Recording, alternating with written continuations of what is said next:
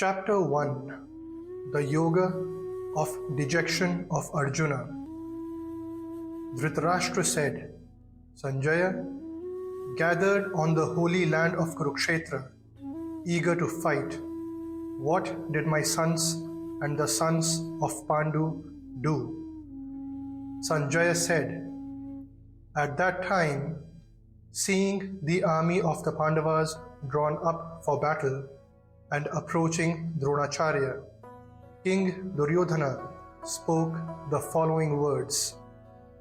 Behold, O revered master, the mighty army of the sons of Pandu arrayed for battle by your talented pupil Dhrishtadyumna, son of Drupad. There are in this army heroes wielding mighty bows and equal in military prowess to Bhima and Arjuna, Satyaki and Virat, and the Maharathi warrior chief Drupad, Drishtaketu, Chekitan, and the valiant king of Kasi, and Purujit, Kuntibhoj, and Shabya, the best of men, and mighty Yuddhamanyu, and valiant Uttamoja, Abhimanyu, the son of Subhadra, and the 5 sons of Draupadi, all of them Maharathis, warrior chiefs. O best of the Brahmanas, know them also, who are the principal warriors on our side, the generals of my army. For your information, I mention them.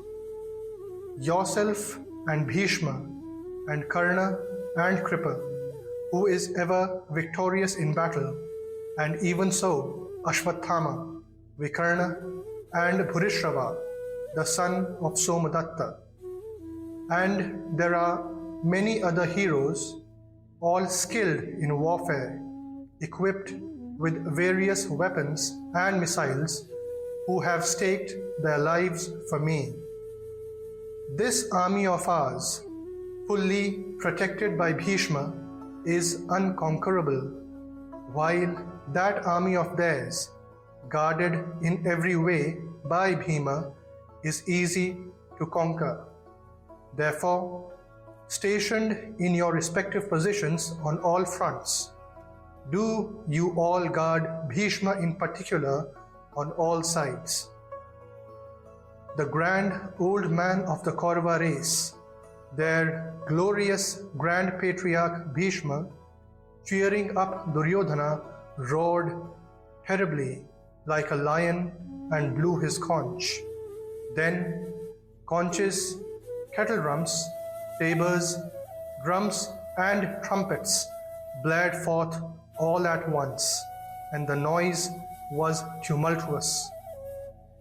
Then, seated in a glorious chariot drawn by white horses, Sri Krishna as well as Arjuna blew their celestial conches.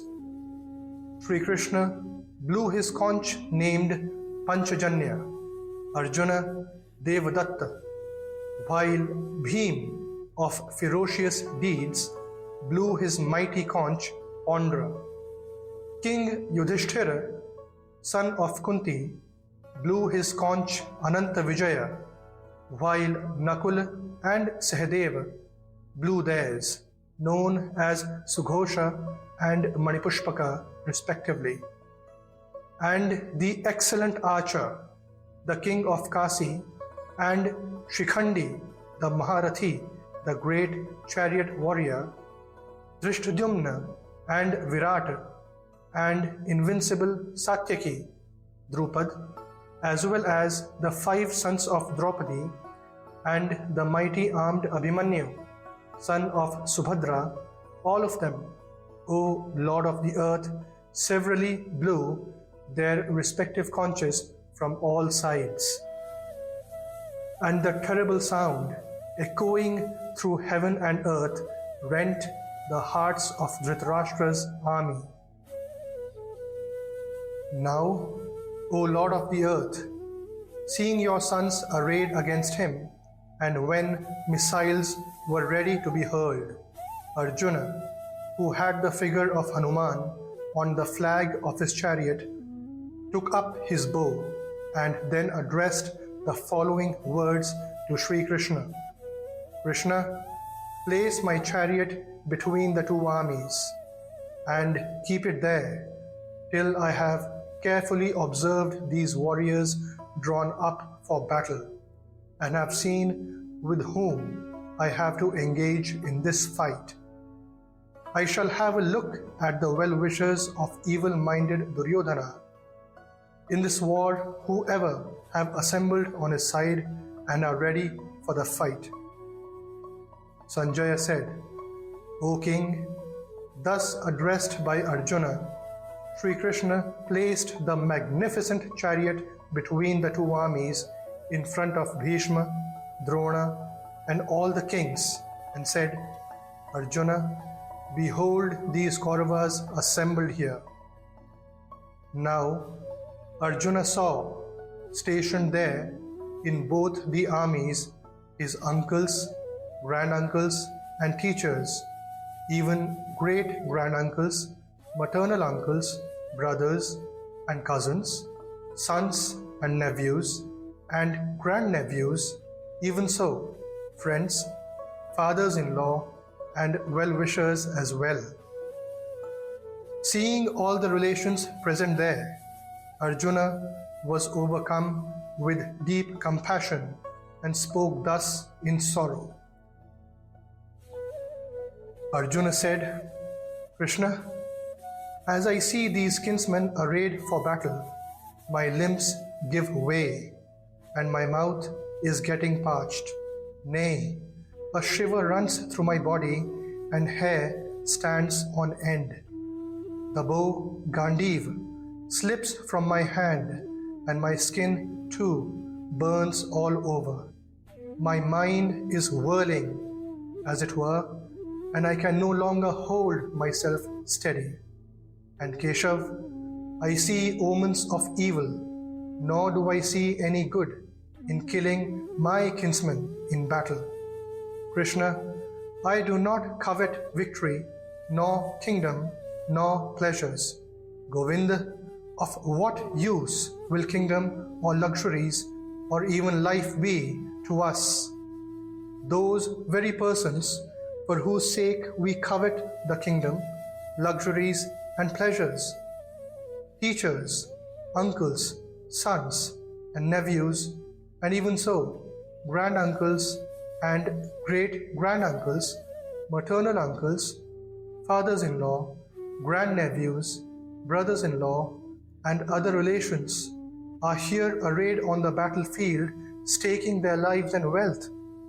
O slayer of Madhu, I do not want to kill them, though they may slay me, even for the sovereignty of the three worlds, how much less for the kingdom here on earth. Krishna, how can we hope to be happy slaying the sons of Dhritarashtra? By killing even these desperadoes, sin will surely accrue to us. Therefore, Krishna, it does not behove us to kill our relations, the sons of Dhritarashtra. For how can we be happy after killing our own kinsmen? Even though these people, with their mind blinded by greed, perceive no evil in destroying their own race and no sin in treason to friends, why should not we, O Krishna, who see clearly the sin accruing from the destruction of one's family, think of desisting from committing this sin? Age-long family traditions disappear with the destruction of a family, and virtue having been lost, vice takes hold of the entire race. With the preponderance of vice, Krishna, the women of the family become corrupt, and with the corruption of women, O descendant of Vishnu, there ensues an intermixture of castes. Progeny, owing to promiscuity, damps the destroyers of the race as well as the race itself, deprived of the offerings of rice and water, Shrimad, Tarpan, etc., the manes of their race also fall. Through these evils bringing about an intermixture of castes, the age-long caste traditions and family customs of the killers of kinsmen get extinct. Krishna, we hear that men who have lost their family traditions dwell in hell for an indefinite period of time. Oh, what a pity! Though possessed of intelligence, we have set our mind on the commission of a great sin, that due to lust for throne and enjoyment, we are intent on killing our own kinsmen. It would be better for me if the sons of Dhritarashtra, armed with weapons, kill me in battle while I am unarmed and unresisting. Sanjaya said, Arjuna, whose mind was agitated by grief on the battlefield, having spoken thus, and having cast aside his bow and arrows, sank into the hinder part of his chariot.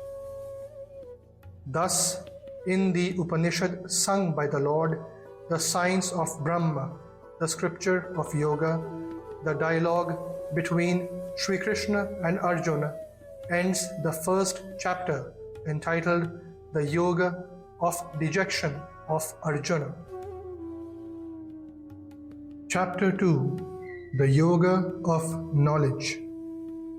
Sanjaya said, Sri Krishna then addressed the following words to Arjuna, who was overwhelmed with pity, whose eyes were filled with tears and agitated, and who was full of sorrow. Sri Bhagavan said, Arjuna, how has this infatuation overtaken you at this odd hour? It is shunned by noble souls, neither will it bring heaven nor fame to you. Yield not to unmanliness, Arjuna. This does not become you. Shaking off this base faint-heartedness, stand up, O scorcher of enemies. Arjuna said, How, Krishna, shall I fight Bhishma and Drona with arrows on the battlefield? They are worthy of deepest reverence, O destroyer of foes. It is better to live on alms in this world by not slaying these noble elders, because even after killing them, we shall, after all, enjoy only blood-stained pleasures in the form of wealth and sense enjoyments. We do not even know which is preferable for us, to fight or not to fight, nor do we know whether we shall win or whether they will conquer us. Those very sons of Dhritarashtra, killing whom we do not even wish to live, stand in the enemy ranks. With my very being smitten by the vice of faint-heartedness and my mind puzzled with regard to duty, I beseech you, tell me that which is decidedly good. I am your disciple. Pray, instruct me, who have taken refuge in you. For even on obtaining undisputed sovereignty and an affluent kingdom on this earth and lordship over the gods, I do not see any means that can drive away the grief which is drying up my senses. Sanjaya said, O king, having thus spoken to Sri Krishna, Arjuna again said to him, I will not fight, and became silent. Then, O Dhritarashtra, Sri Krishna, as if smiling, addressed the following words to Arjuna, sorrowing in the midst of the two armies. Sri Bhagavan said, Arjuna, you grieve over those who should not be grieved for. and yet speak like the learned. Wise men do not sorrow over the dead or the living. In fact, there was never a time when I was not, or when you or these kings were not. Nor is it a fact that hereafter we shall all cease to be. Just as boyhood, youth, and old age are attributed to the soul through this body, even so it attains another body. The wise man does not get deluded about this.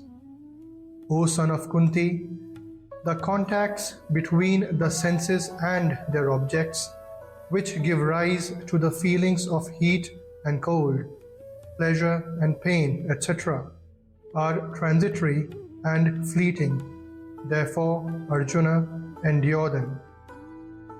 Arjuna, the wise man to whom pain and pleasure are alike, and who is not tormented by these contacts, becomes eligible for immortality. The unreal has no existence, and the real never ceases to be.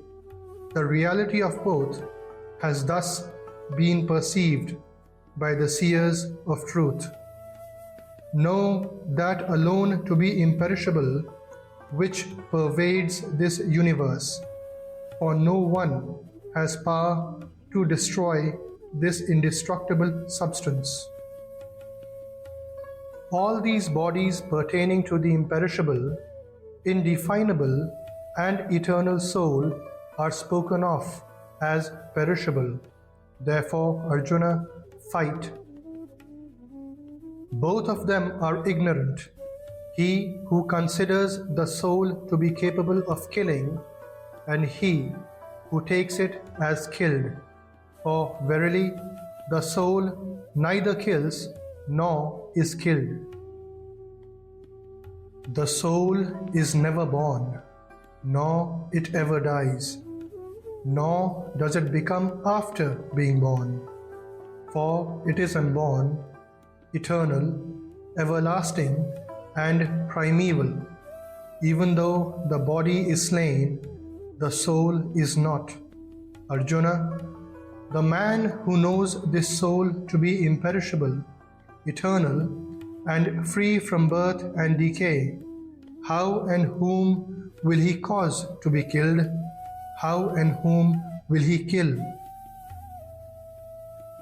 As a man shedding worn-out garments takes other new ones, likewise the embodied soul, casting off worn-out bodies, enters into others that are new. Weapons cannot cut it, nor can fire burn it. Water cannot wet it, nor can wind dry it. For this soul is incapable of being cut or burnt by fire, nor can it be dissolved by water, and is undryable by air as well. This soul is eternal, all-pervading, immovable, constant, and everlasting. This soul is unmanifest. It is incomprehensible, and it is spoken of as immutable. Therefore, knowing it as such, you should not grieve.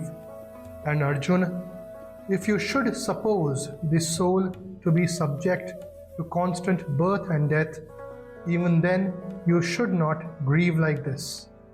For in that case, death is certain for the born, and rebirth is inevitable for the dead. You should not, therefore, grieve over the inevitable. Arjuna, before birth, beings are not manifest to our human senses. On death, they return to the unmanifest again. They are manifest only in the interim between birth and death. What occasion then for lamentation? Hardly any great soul perceives this soul as marvelous. Scarce while another great soul speaks thereof as marvelous and scarce. Another worthy one hears of it as marvelous, while there are some who know it not even on hearing of it. Arjuna, this soul dwelling in the bodies of all can never be slain. Therefore, you should not mourn for anyone. Besides, considering your own duty too, you should not waver, for there is nothing more welcome for a man of the warrior class than a righteous war. Arjuna, fortunate are the Kshatriyas who get such an unsolicited opportunity for war, which is an open gateway to heaven. Now, if you refuse to fight this righteous war, then shirking your duty and losing your reputation, you will incur sin. Nay, people will also pour undying infamy on you, and infamy brought on a man enjoying popular esteem is worse than death. And the warrior chiefs who thought highly of you will now despise you, thinking that it was fear which drove you away from battle. And your enemies, disparaging your might, will speak many unbecoming words. What can be more distressing than this? Die, and you will win heaven. Conquer, and you enjoy sovereignty of the earth. Therefore, stand up, Arjuna, determined to fight. Treating alike victory and defeat, gain and loss, pleasure and pain, get ready for the battle. Fighting thus, you will not incur sin. Arjuna, this attitude of mind has been presented to you from the point of view of Jnāna Yoga. Now, hear the same as presented from the standpoint of Karma Yoga, the yoga of selfless action.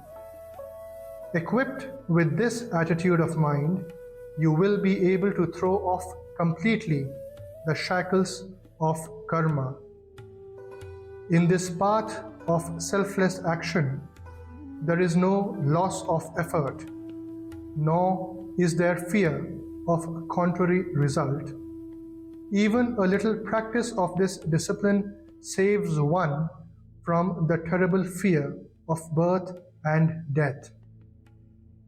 Arjuna, in this yoga of selfless action, the intellect is determinate and directed singly towards one ideal, whereas the intellect of the undecided, ignorant men moved by desires wanders in all directions after innumerable aims. Arjuna, those who are full of worldly desires and devoted to the letter of the Vedas, who look upon heaven as the supreme goal and argue that there is nothing beyond heaven, are unwise.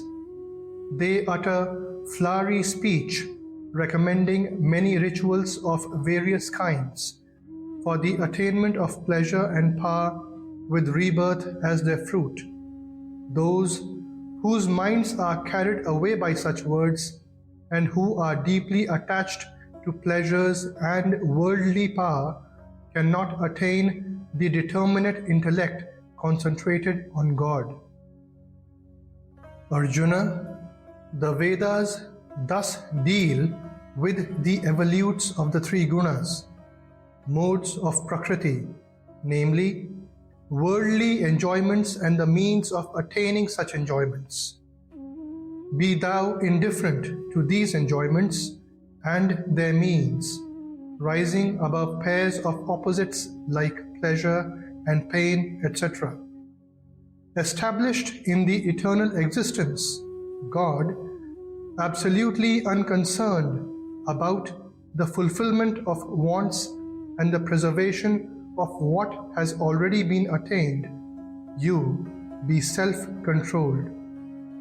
A Brahmana who has obtained enlightenment has as much use for all the Vedas as one who stands at the brink of a sheet of water overflowing on all sides has for a small reservoir of water. Your right is to work only and never to the fruit thereof. Do not consider yourself to be the cause of the fruit of action, nor let your attachment be to inaction. Arjuna, perform your duties established in yoga, renouncing attachment, and be even-minded in success and failure. Evenness of mind is called yoga. Action with a selfish motive is far inferior to this yoga in the form of equanimity. Do seek refuge in this equipoise of mind, Arjuna, for poor and wretched are those who are the cause in making their actions bear fruit. Endowed with equanimity, one sheds in this life both good and evil. Therefore, strive for the practice of this yoga of equanimity. Skill in action lies in the practice of this yoga. For wise men possessing equipoised mind, renouncing the fruits of actions and freed from the shackles of birth, attain the blissful supreme state.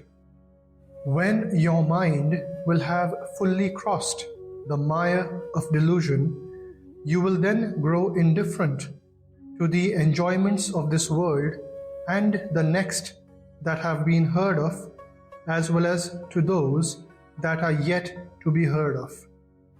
When your intellect, confused by hearing conflicting statements, will rest steady and undistracted in meditation on God, you will then attain yoga, or everlasting union with God.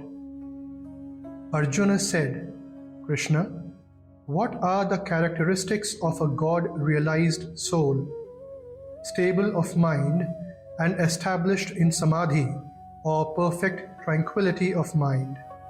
How does the man of stable mind speak? How does he sit? How does he walk? Sri Bhagavan said, Arjuna, when one thoroughly casts off all cravings of the mind and is satisfied in the self through the joy of the self, he is then called stable of mind. The sage, whose mind remains unperturbed amid sorrows, whose thirst for pleasures has altogether disappeared, and who is free from passion, fear, and anger, is called of stable mind.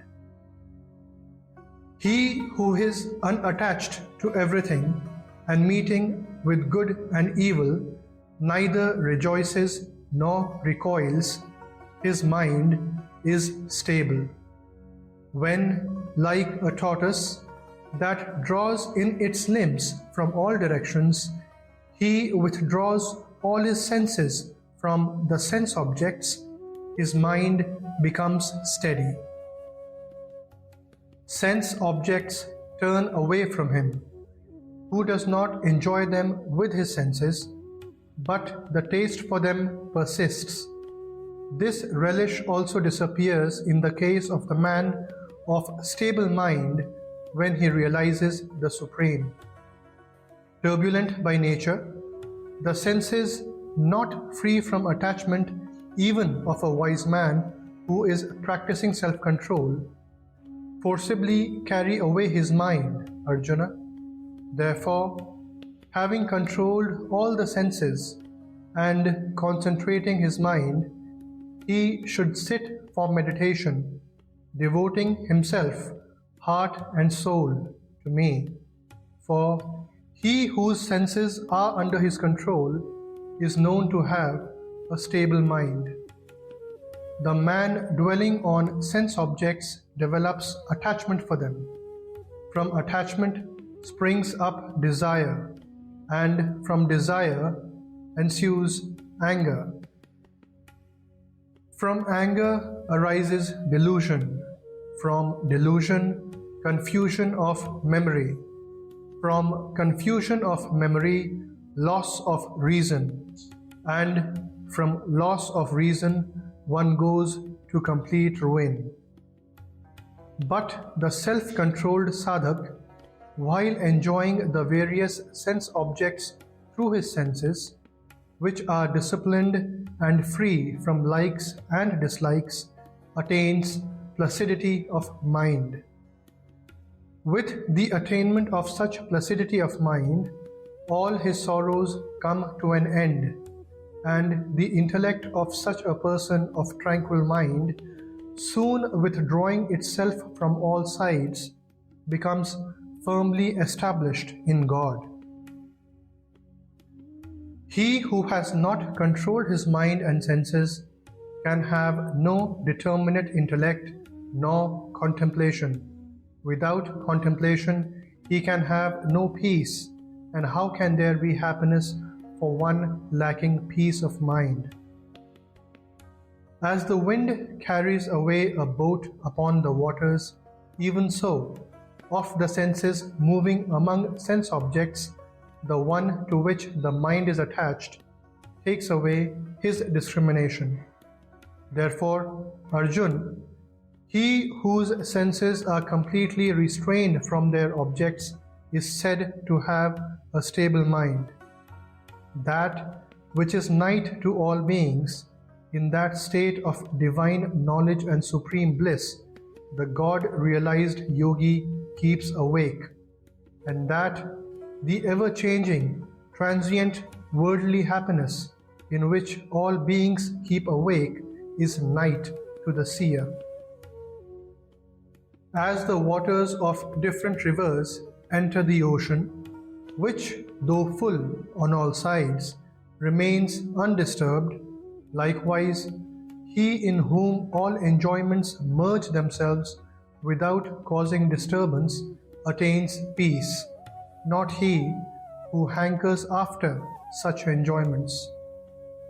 He who has given up all desires and moves free from attachment, egoism, and thirst for enjoyment attains peace.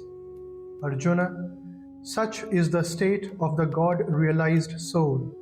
Having reached this state, he overcomes delusion, and established in this state, even at the last moment, he attains Brahmic bliss.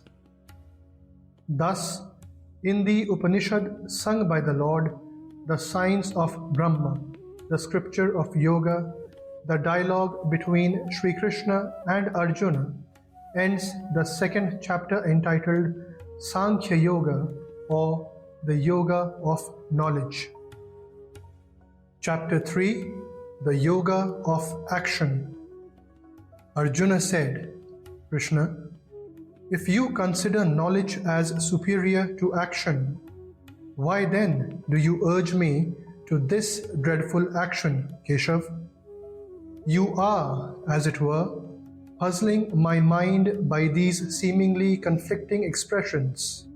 Therefore, tell me the one definite discipline by which I may obtain the highest good. Sri Bhagavan said, Arjuna, in this world, two courses of sadhana or spiritual discipline have been enunciated by me in the past. In the case of the Sankhya Yogi, the sadhana proceeds along the path of knowledge, whereas in the case of the Karma Yogi, it proceeds along the path of action. Man does not attain freedom from action without entering upon action, nor does he reach perfection merely by ceasing to act.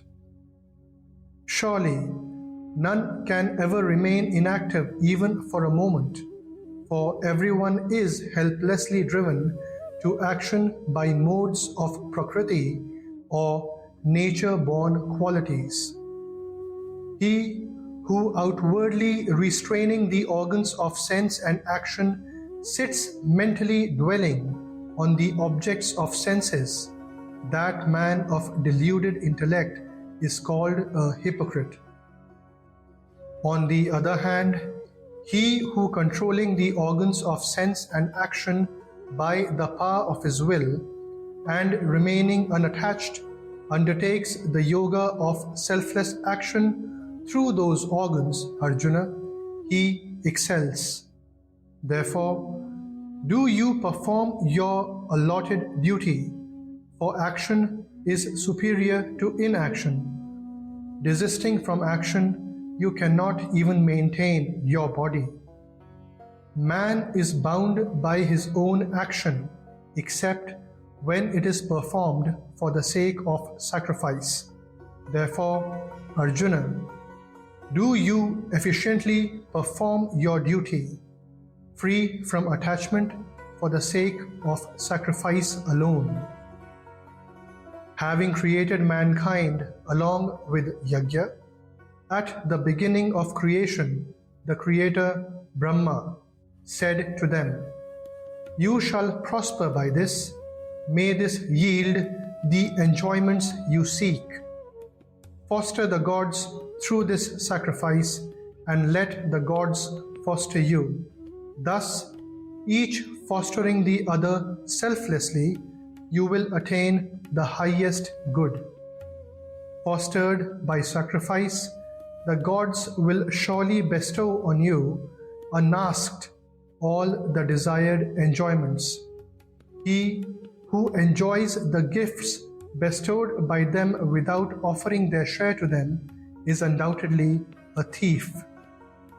The virtuous who partake of what is left over after sacrifice are absolved of all sins. Those sinful ones who cook for the sake of nourishing their bodies alone partake of sin only. All beings are evolved from food. Production of food is dependent on rain. Rain ensues from sacrifice, and sacrifice is rooted in prescribed action. Know that prescribed action has its origin in the Vedas, and the Vedas proceed from the indestructible God. Hence, the all-pervading infinite is always present in sacrifice. Arjuna, he who does not follow the wheel of creation thus set going in this world, that is, does not perform his duties, leads a sinful and sensual life. He lives in vain. He, however, who takes delight in the self alone and is gratified with the self and is contented in the self has no duty. In this world, that great soul has nothing to gain by action, nor by abstaining from action, nor has he selfish dependence of any kind on any creature. Therefore, go on efficiently doing your duty at all times without attachment. Doing work without attachment, man attains the supreme. It is through action without attachment alone that Janak and other wise men reached perfection. Having in view the maintenance of the world order too, you should take to action. For whatever a great man does, that very thing other men also do. Whatever standard he sets up, the generality of men follow the same. Arjuna, there is no duty in all the three worlds for me to perform, nor is there anything worth attaining unattained by me. Yet I continue to work. Should I not engage in action scrupulously at any time, great harm will come to the world. For Arjuna, men follow my way in all matters. If I ever cease to act, these worlds would perish. Nay, I should prove to be the cause of confusion and of the destruction of these people. Arjuna, as the unwise act with attachment, so should the wise man, with a view to maintain the world order, act without attachment. A wise man established in the self should not unsettle the mind of the ignorant attached to action, but should get them to perform all their duties, duly performing his own duties. In fact, all actions are being performed by the modes of Prakriti, or primordial nature. The fool, whose mind is deluded by egoism, thinks, I am the doer. However, he who has true insight into the respective spheres of Gunas or modes of Prakriti and their actions, holding that it is the Gunas in the form of the senses, mind, etc., that move among the Gunas or objects of perception, does not get attached to them, Arjuna. Those who are completely deluded by the Gunas or modes of Prakriti remain attached to those Gunas and actions. The man of perfect knowledge should not unsettle the mind of those ignorants of imperfect knowledge. Therefore, dedicating all actions to me, with your mind fixed on me, the self of all, freed from desire and the feeling of mume, and cured of mental agitation, fight. Even those men who, with an uncavailing and devout mind, always follow this teaching of mine, are released from the bondage of all actions. But they, however, who, finding fault with this teaching of mine, do not follow it, take those fools to be deluded in the matter of all knowledge as lost. All living creatures follow their tendencies. Even the wise man acts according to the tendencies of his own nature, of what use is restrained by force. Attraction and repulsion are rooted in all sense objects. Man should never allow himself to be swayed by them, because they are the two principal enemies standing in the way of his redemption. One's own duty, though devoid of merit, is preferable to the duty of another well performed. Even death in the performance of one's own duty brings blessedness. Another's duty is fraught with fear. Arjuna said, Now, impelled by what, Krishna, does this man commit sin even involuntarily, as though driven by force? Sri Bhagavan said, It is desire begotten of the element of Rajas, which appears as wrath. Nay, it is insatiable and grossly wicked. Know this to be the enemy in this case. As fire is covered by smoke, mirror by dust, and embryo by the amnion, so is knowledge covered by desire. And Arjuna, knowledge stands covered by this eternal enemy of the wise, known as desire, which is insatiable like fire. The senses, the mind, and the intellect are declared to be its seat. Covering the knowledge through these, it deludes the embodied soul.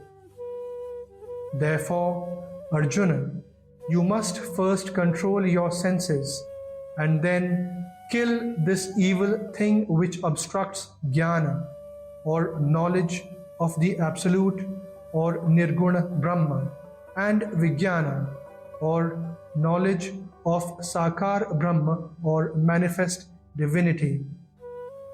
The senses are said to be greater than body, but greater than the senses is the mind.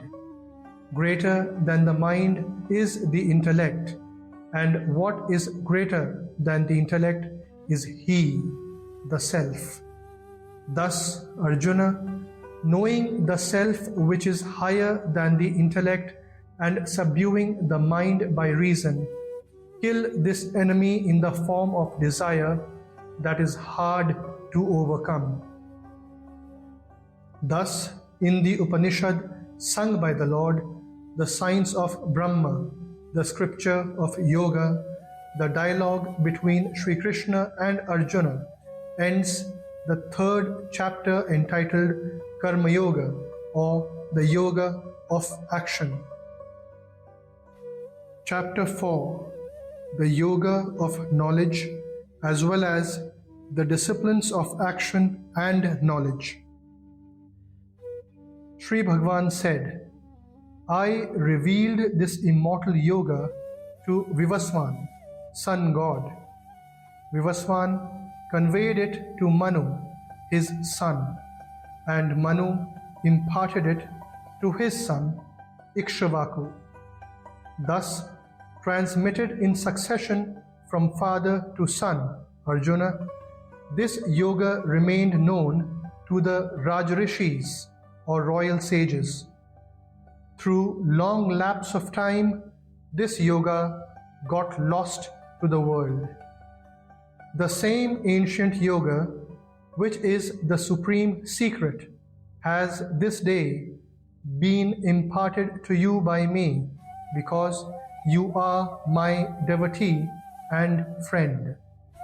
Arjuna said, You are of recent origin, while the birth of Vivaswan dates back to remote antiquity. How then am I to believe that you imparted this yoga at the beginning of the creation?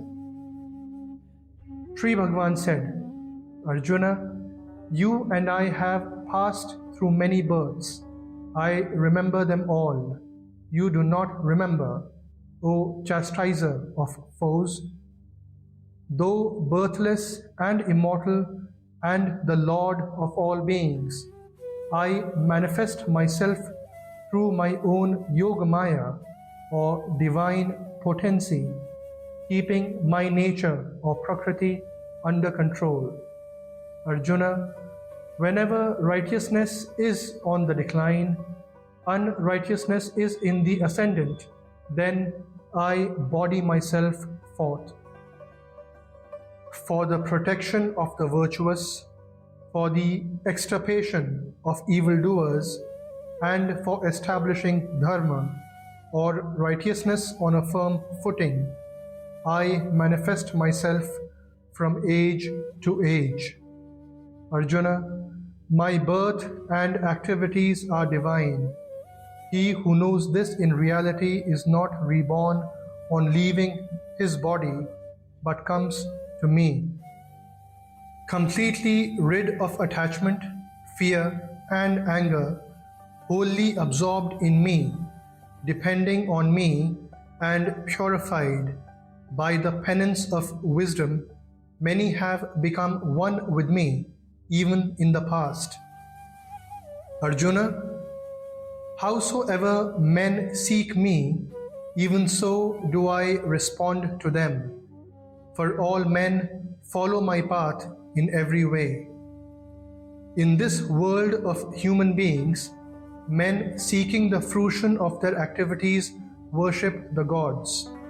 For success born of actions follows quickly. The four orders of society, namely the Brahmana, the Kshatriya, the Vaishya, and the Shudra, were created by me, classifying them according to the Gunas predominant in each and apportioning corresponding duties to them. Though the originator of this creation know me, the immortal Lord, to be a non-doer. Since I have no craving for the fruit of actions. Actions do not taint me. Even he who thus knows me in reality is not bound by actions. Having known thus, action was performed even by the ancient seekers for liberation. Therefore, do you also perform actions as have been performed by the ancients from antiquity. What is action and what is inaction? Even men of intelligence are puzzled over this question. Therefore, I shall expound to you the truth about action, knowing which you will be freed from its evil effects, that is, the shackles of karma. The truth about action must be known, and the truth of inaction also must be known. Even so, the truth about prohibited action or vikarma must be known. For mysterious are the ways of action. He who sees inaction and action in inaction is wise among men. He is a yogi who has performed all actions. Even the wise call him a sage, whose undertakings are all free from desire and sankalpa, or thoughts of the world, and whose actions are burnt up by the fire of wisdom. He who, having totally given up attachment to actions and their fruit, no longer depends on anything in the world and is ever content, does nothing at all, though fully engaged in action. Having subdued his mind and body, and having given up all objects of enjoyment, free from craving, he who performs sheer bodily action does not incur sin. The karma yogi, who is contented with whatever is got unsought, is free from jealousy and has transcended all pairs of opposites like joy and grief, and is balanced in success and failure, is not bound by his action. All his actions get dissolved entirely, who is free from attachment and has no identification with the body, and free from the feeling of mind, whose mind is established in the knowledge of self, and who works merely for the sake of sacrifice. In the practice of seeing Brahma everywhere as a form of sacrifice, Brahma is the ladle with which oblation is poured into the fire, etc. Brahma again is the oblation, Brahma is the fire, Brahma itself is the sacrificer, and so Brahma itself constitutes the act of pouring the oblation into the fire. And finally, Brahma is the goal to be reached by him who is absorbed in Brahma as the act of such sacrifice. Other yogis duly offer sacrifice only in the form of worship to gods, while others perform sacrifice by offering the self by the self itself in the fire of Brahma. Others offer as sacrifice their senses of hearing, etc., into the fires of self-discipline. Other yogis again offer sound and other objects of perception into the fires of the senses. Others sacrifice all the functions of their senses and the functions of the vital airs or prana into the fire of yoga in the shape of self-control kindled by wisdom. Some perform sacrifice with material possessions. Some offer sacrifice in the shape of austerities, others sacrifice through the practice of yoga, while some striving souls, observing austere vows, perform sacrifice in the shape of wisdom through the study of sacred texts. Other yogis offer the act of exhalation into that of inhalation. Even so, others the act of inhalation into that of exhalation. There are still others given to the practice of pranayama or breath control, who, having regulated their diet and controlled the processes of exhalation and inhalation both, pour their vital airs into the vital airs themselves. All these have their sins consumed away by sacrifice and understand the meaning of sacrificial worship. Arjuna, yogis who enjoy the nectar that has been left over after the performance of a sacrifice attain the eternal Brahma. To the man who does not offer sacrifice, even this world is not happy. How then can the other world be happy? Many such forms of sacrifice have been set forth in detail in the Vedas. Know them all as involving the action of mind, senses, and body. Thus, knowing the truth about them, you shall be freed from the bondage of action through their performance. Arjuna, sacrifice through knowledge is superior to sacrifice performed with material things. For all actions without exception culminate in knowledge, O son of Kunti. Understand the true nature of that knowledge by approaching seers of truth. If you prostrate at their feet, render them service, and question them with an open and guileless heart, those wise seers of truth will instruct you in that knowledge. Arjuna, when you have achieved enlightenment, ignorance will delude you no more. In the light of that knowledge, you will see the entire creation first within your own self and then in me, the Oversoul. Even if you were the most sinful of all sinners, this knowledge alone would carry you like a raft across all your sins.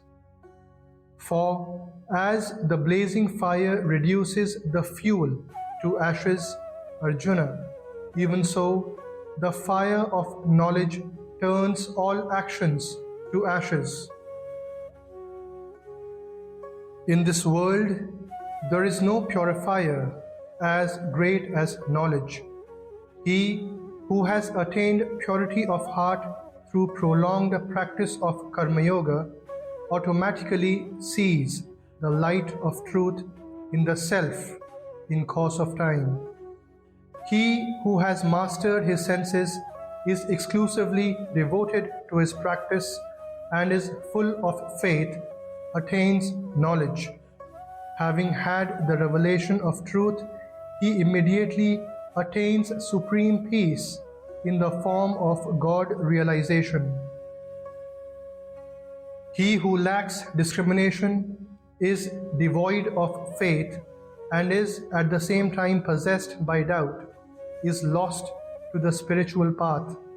For the doubting soul, there is neither this world nor the world beyond, nor even happiness. Arjuna, actions do not bind him who has dedicated all his actions to God according to the spirit of Karma Yoga, whose doubts have been dispelled by wisdom and who is self-possessed. Therefore, Arjuna, slashing to pieces with the sword of knowledge this doubt in your heart, born of ignorance, Establish yourself in Karma Yoga in the shape of even-mindedness and stand up for the fight. Thus, in the Upanishad sung by the Lord, the science of Brahma, the scripture of Yoga, the dialogue between Sri Krishna and Arjuna, ends the fourth chapter entitled The Yoga of Knowledge as well as the disciplines of action and knowledge. Chapter 5. The Yoga of Action and Knowledge. Arjuna said, Krishna, you extol Sankhya Yoga, the Yoga of Knowledge, and then the Yoga of Action. Pray, tell me which of the two is decidedly conducive to my good. Sri Bhagavan said, the Yoga of Knowledge and the Yoga of Action both lead to supreme bliss. Of the two, however, the Yoga of Action, being easier of practice, is superior to the Yoga of Knowledge. The Karma Yogi who neither hates nor desires should ever be considered as an ever renunciant.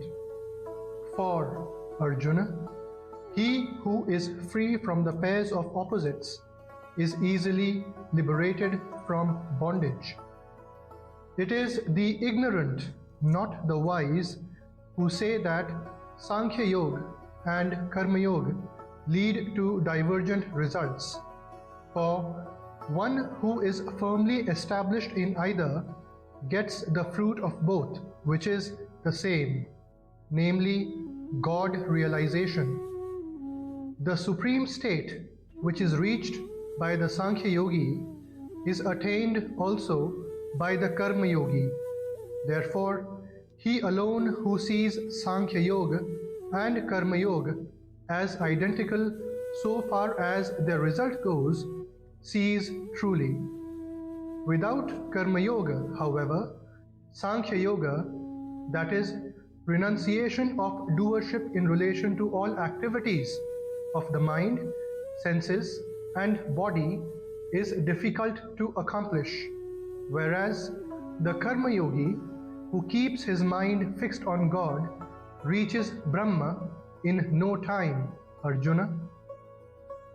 The Karma Yogi who has fully conquered his mind and mastered his senses, whose heart is pure, and who has identified himself with the self of all beings, that is, God, remains untainted even though performing action.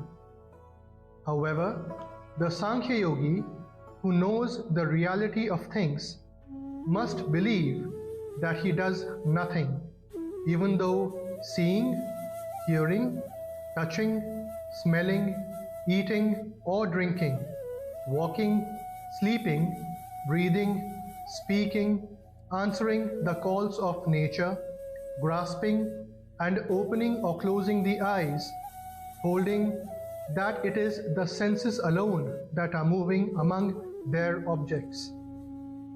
He who acts offering all actions to God and shaking off attachment remains untouched by sin, as the lotus leaf by water. The Karma Yogis perform action only with their senses, mind, intellect, and body, without the feeling of mine in respect of them, and shaking off attachment simply for the sake of self-purification. Offering the fruit of actions to God, the Karma Yogi attains everlasting peace in the form of God realization, whereas he who works with a selfish motive, being attached to the fruit of actions through desire, gets tied down. The self-controlled Sankhya Yogi, doing nothing himself and getting nothing done by others, rests happily in God, the embodiment of truth, knowledge and bliss, mentally relegating all actions to the mansion of 9 gates, the body with 9 openings. God determines neither the doership nor the doings of men, nor even their contact with the fruit of actions, but it is nature alone that does all this. The omnipresent God does not partake the virtue or sin of anyone. Knowledge is enveloped by ignorance, hence it is that beings are constantly falling a prey to delusion. In the case, however, of those whose said ignorance has been destroyed by true knowledge of God, that wisdom shining like the sun reveals the Supreme. Those whose mind and intellect are wholly merged in Him, who remain constantly established in identity with Him and have finally become one with Him, their sins being wiped out by wisdom, reach the supreme goal whence there is no return. The wise look with equanimity on all, whether it be a Brahmana endowed with learning and humility, a cow, an elephant, a dog, and a pariah too. Even here is the mortal plane conquered by those whose mind is established in equanimity, since the Absolute is untouched by evil and is the same to all. Hence, they are established in Paramatma. He who, with firm intellect and free from doubt, rejoices not on obtaining what is pleasant, and does not feel perturbed on meeting with the unpleasant, that knower of Brahma lives eternally in identity with Brahma.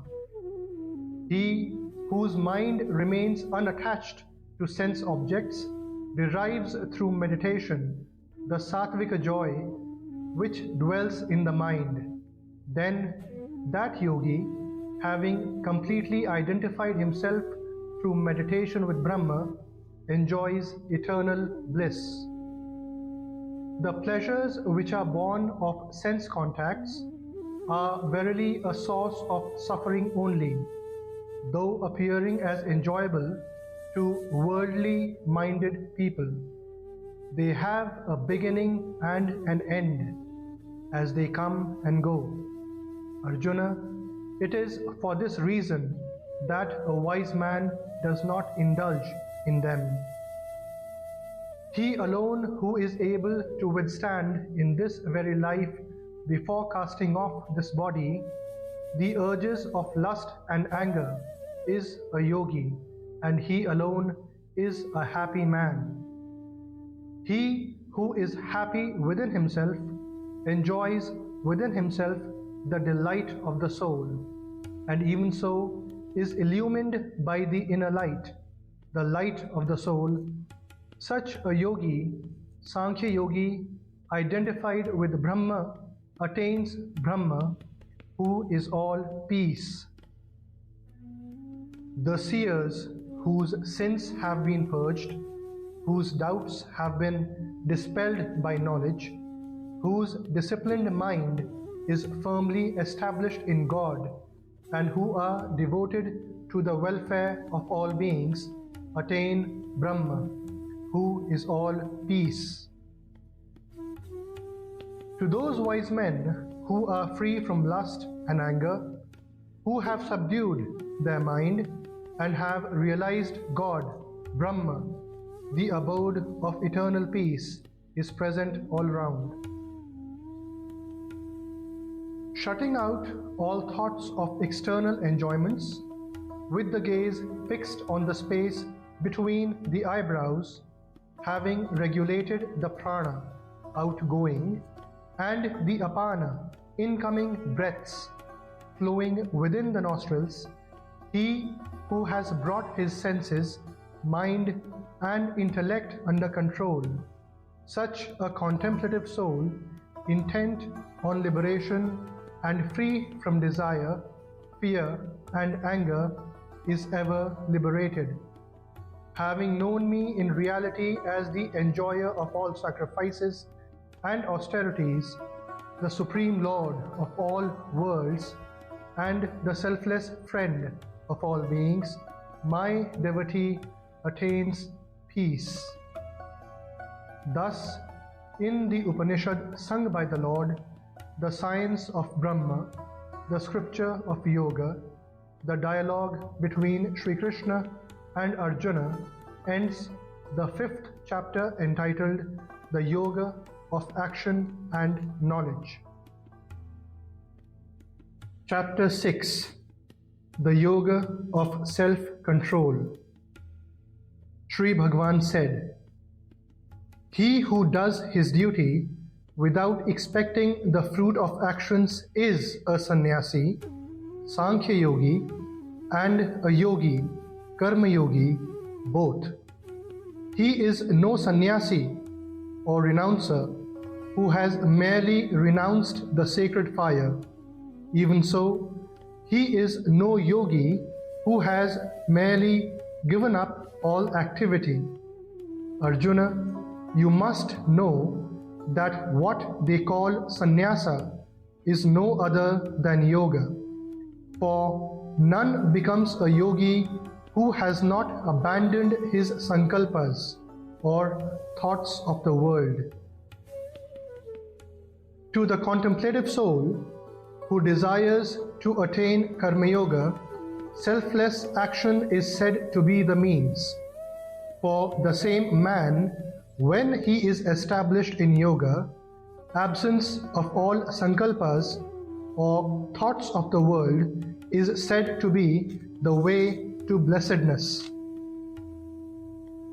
When a man ceases to have any attachment for the objects of senses and for actions, and has renounced all sankalpas, he is said to have attained yoga. One should lift oneself by one's own efforts and should not degrade oneself, for one's own self is one's friend and one's own self is one's enemy. One's own self is the friend of the soul by whom the lower self, consisting of the mind, senses and body, has been conquered. Even so, the very self of him who has not conquered his lower self behaves antagonistically like an enemy. The Supreme Spirit is rooted in the knowledge of the self-controlled man whose mind is perfectly serene in the midst of pairs of opposites, such as cold and heat, joy and sorrow, and honor and ignominy.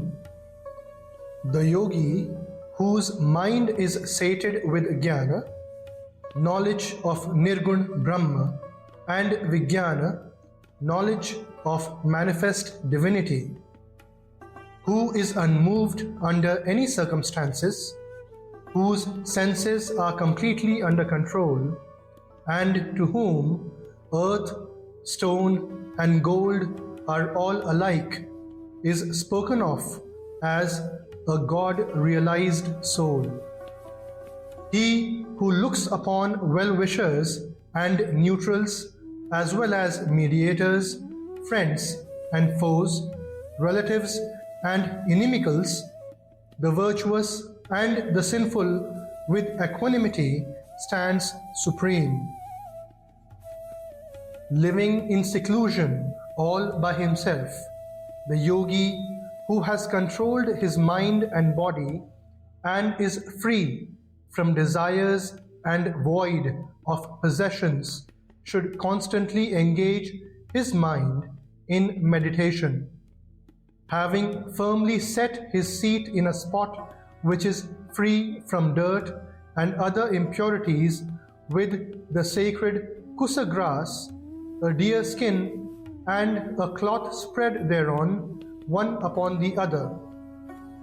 Kusa below, deer skin in the middle, and cloth uppermost, neither very high nor very low. And occupying that seat, concentrating the mind and controlling the functions of the mind and senses, he should practice yoga for self-purification, holding the trunk, head and neck straight and steady, remaining firm and fixing the gaze on the tip of his nose without looking in other directions. Firm in the vow of complete chastity and fearless, keeping himself perfectly calm and with the mind held in restraint and fixed on me, the vigilant yogi should sit absorbed in me. Thus, constantly applying his mind to me, the yogi of disciplined mind attains everlasting peace, consisting of supreme bliss which abides in me. Arjuna, this yoga is neither for him who overeats nor for him who observes complete fast. It is neither for him who is given to too much sleep, nor even for him who is ceaselessly awake. Yoga, which rids one of woe, is accomplished only by him who is regulated in diet and recreation, regulated in performing actions, and regulated in sleep and wakefulness. When the mind which is thoroughly disciplined gets riveted on God alone, then the person who is free from yearning for all enjoyments is said to be established in yoga. As a flame does not flicker in a windless place, such is stated to be the picture of the disciplined mind of the yogi practicing meditation on God. The state in which the chitta or mind stuff, subdued through the practice of yoga, becomes completely tranquil, and in which realizing God through subtle reasoning, purified by meditation on God, the soul rejoices only in God. Nay, in which the soul experiences the eternal and super sensuous joy, which can be intuited only through the subtle and purified intellect, and wherein established the said yogi moves not from truth on any account, and having obtained which, he does not reckon any other gain as greater than that, and established in which he is not shaken even by the heaviest of sorrows.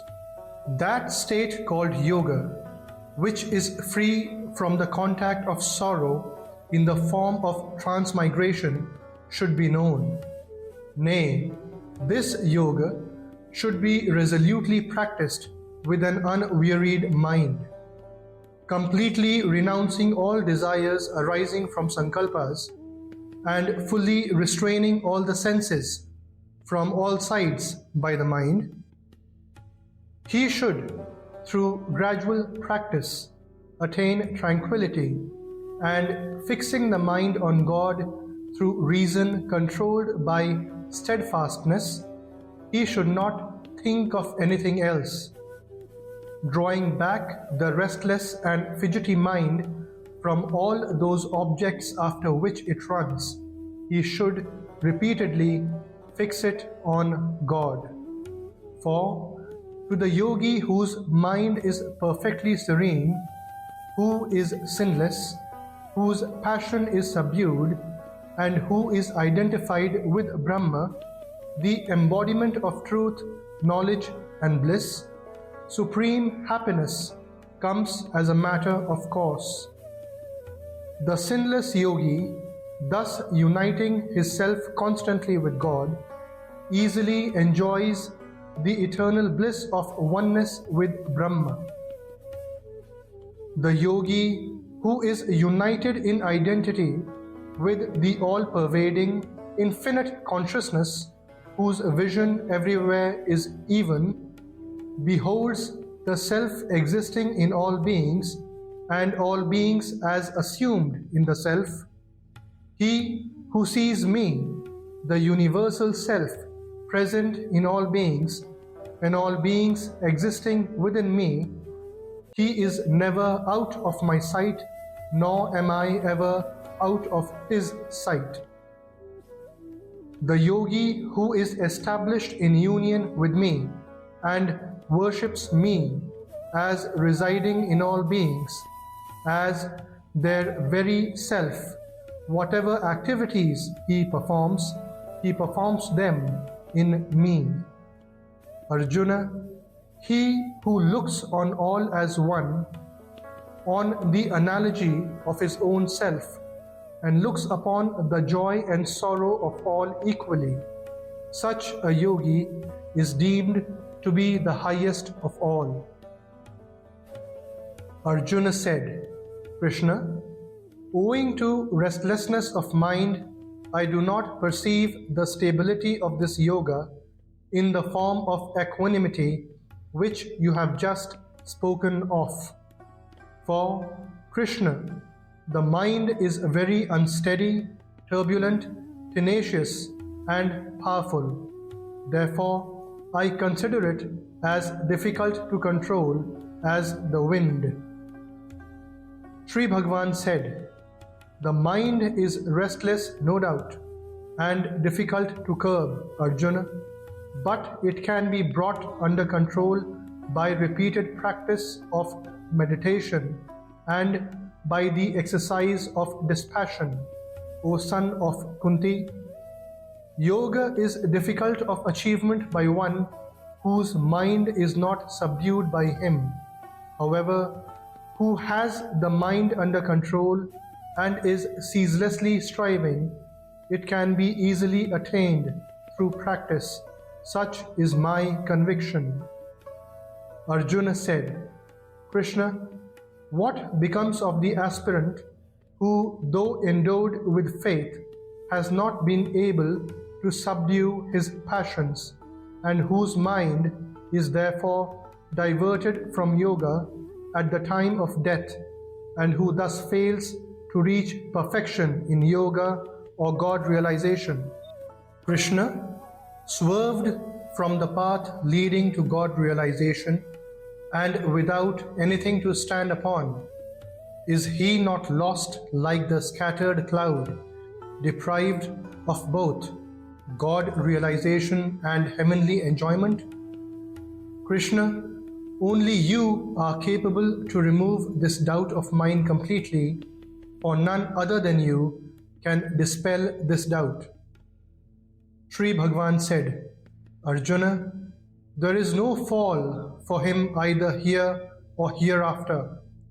For, O my beloved, none who strives for self-redemption, that is, God realization, ever meets with evil destiny. Such a person who has strayed from yoga obtains the higher worlds, heaven, etc., to which men of meritorious deeds alone are entitled, and having resided there for innumerable years, takes birth of pious and prosperous parents.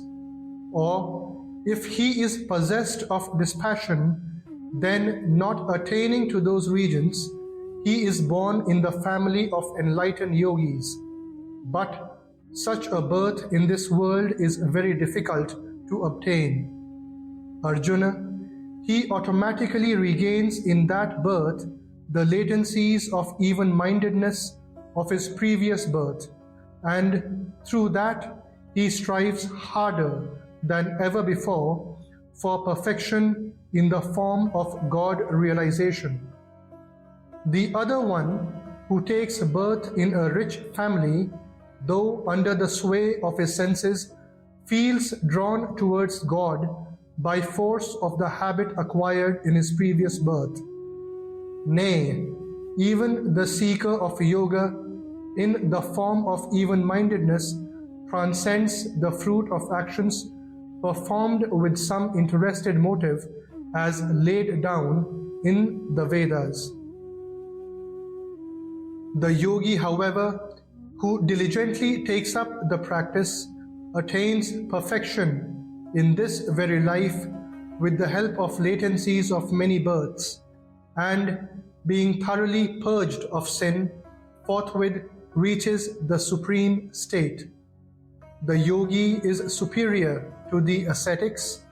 He is regarded superior even to those versed in sacred law. The yogi is also superior to those who perform action with some interested motive. Therefore, Arjuna, do become a yogi. Of all yogis again, he who devoutly worships me, with his mind focused on me, is considered by me to be the best yogi.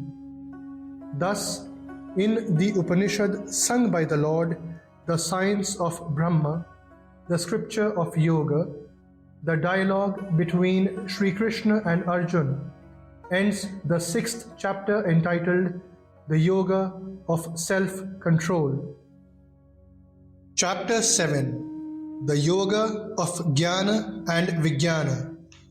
Sri Bhagavan said, Arjuna, now listen how, with the mind attached to me through exclusive love and practicing yoga with absolute dependence on me, you will know me, the repository of all power, strength, and glory and other attributes, the universal soul, in entirety and without any shadow of doubt.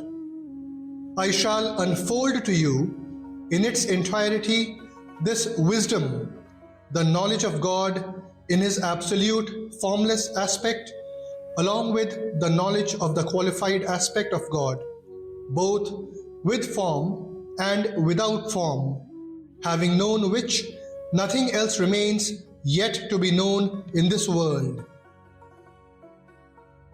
Hardly one among thousands of men strives to realize me. Of those striving yogis, again, some rare one, devoting himself exclusively to me, knows me in reality. Earth, water, fire, air, ether, mind, reason, and also ego. These constitute my nature divided into 8 parts. This indeed is my lower material nature. The other than this, by which the whole universe is sustained, know it to be my higher or spiritual nature in the form of Jiva, the life principle, O Arjuna. Arjuna, know that all beings have evolved from this twofold Prakriti, and that I am the source of the entire creation, and into me again it dissolves. There is nothing else besides me, Arjuna.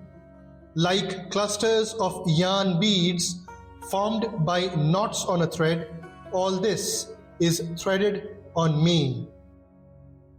Arjuna, I am the sapidity in water and the radiance in the moon and the sun. I am the sacred syllable Om in all the Vedas, the sound in ether and virility in men. I am the pure odor, the subtle principle of smell in the earth, and the brightness in fire. Nay, I am the life in all beings, and austerity in the ascetics. Arjuna, know me, the eternal seed of all beings. I am the intelligence of the intelligent, the glory of the glorious am I.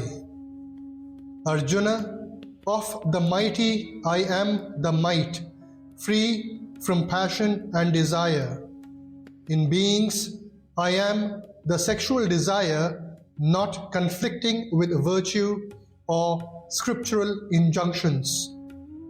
Whatever other entities there are, born of sattva, the quality of goodness, and those that are born of Rajas, or the principle of activity, and Tamas, the principle of inertia, know them all as evolved from me alone.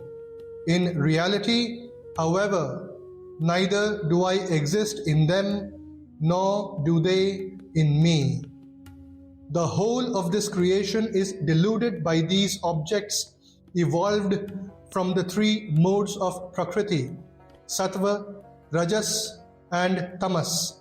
That is why the world fails to recognize me, standing apart from these, the imperishable. For this most wonderful Maya, or veil of mine, consisting of the three Gunas, or modes of nature, is extremely difficult to break through. Those, however, who constantly adore me alone are able to cross it. Those whose wisdom has been carried away by Maya and are of demoniac nature, such foolish and vile men of evil deeds do not adore me. 4 types of devotees of noble deeds worship me, Arjuna: the seeker after worldly possessions, the afflicted, the seeker for knowledge, and the man of wisdom, O best of Bharatas. Of these, the best is the man of wisdom, ever established in identity with me and possessed of exclusive devotion. For I am extremely dear to the wise man who knows me in reality, and he is extremely dear to me. Indeed, all these are noble, but the man of wisdom is my very self. Such is my view. For such a devotee who has his mind and intellect merged in me is firmly established in me alone as the highest goal. In the very last of all births, the enlightened person worships me by realizing that all this is God. Such a great soul is very rare indeed. Those whose wisdom has been carried away by various desires, being prompted by their own nature, worship other deities, adopting norms relating to each. Whatever celestial form a devotee craving for some worldly object chooses to worship with reverence, I stabilize the faith of that particular devotee in that very form. Endowed with such faith, he worships that particular deity and obtains through that deity without doubt his desired enjoyments as verily ordained by me. The fruit gained by these people of small understanding, however, is perishable. The worshippers of gods attain the gods, whereas my devotees, howsoever they worship me, eventually come to me and me alone. Not knowing my supreme nature, unsurpassable and undecaying, the ignorant persons regard me, who am the supreme spirit beyond the reach of mind and senses, and the embodiment of truth, knowledge and bliss, to have assumed a finite form through birth as an ordinary human being. Veiled by my Yogmaya, my divine potency, I am not manifest to all. Hence, these ignorant folk fail to recognize me, the birthless and imperishable supreme deity. That is, consider me as subject to birth and death. Arjuna, I know all beings, past as well as present. Nay, even those that are yet to come, but none devoid of faith and devotion knows me. O valiant Arjuna, through delusion in the form of pairs of opposites, such as pleasure and pain, etc., born of desire and aversion, all living creatures in this world are falling prey to infatuation.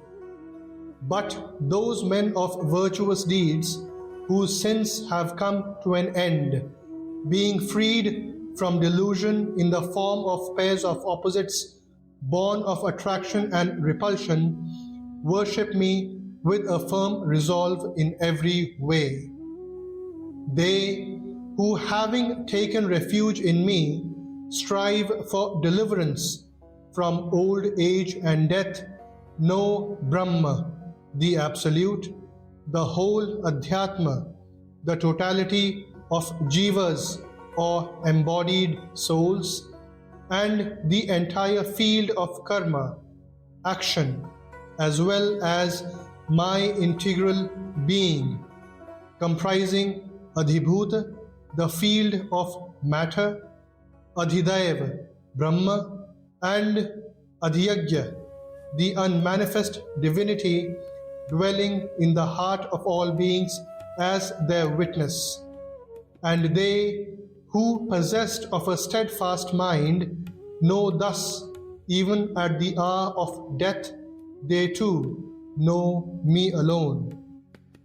Thus, in the Upanishad sung by the Lord, the science of Brahma, the scripture of Yoga, the dialogue between Sri Krishna and Arjuna ends the 7th chapter entitled The Yoga of Jnāna, knowledge of Nirguna Brahma, and Vijnana, knowledge of manifest divinity. Chapter 8, The Yoga of Imperishable Brahma. Arjuna said, Krishna, what is that Brahma, Absolute? What is Adhyatma, Spirit? And what is Karma, Action? What is called Adhibhuta, Matter? And what is termed as Adhidaiva, Divine Intelligence? Krishna, who is Adhyagya here?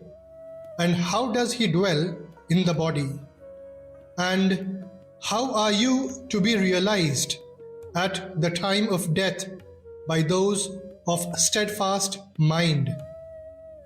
Sri Bhagavan said, the Supreme Indestructible is Brahma, one's own self.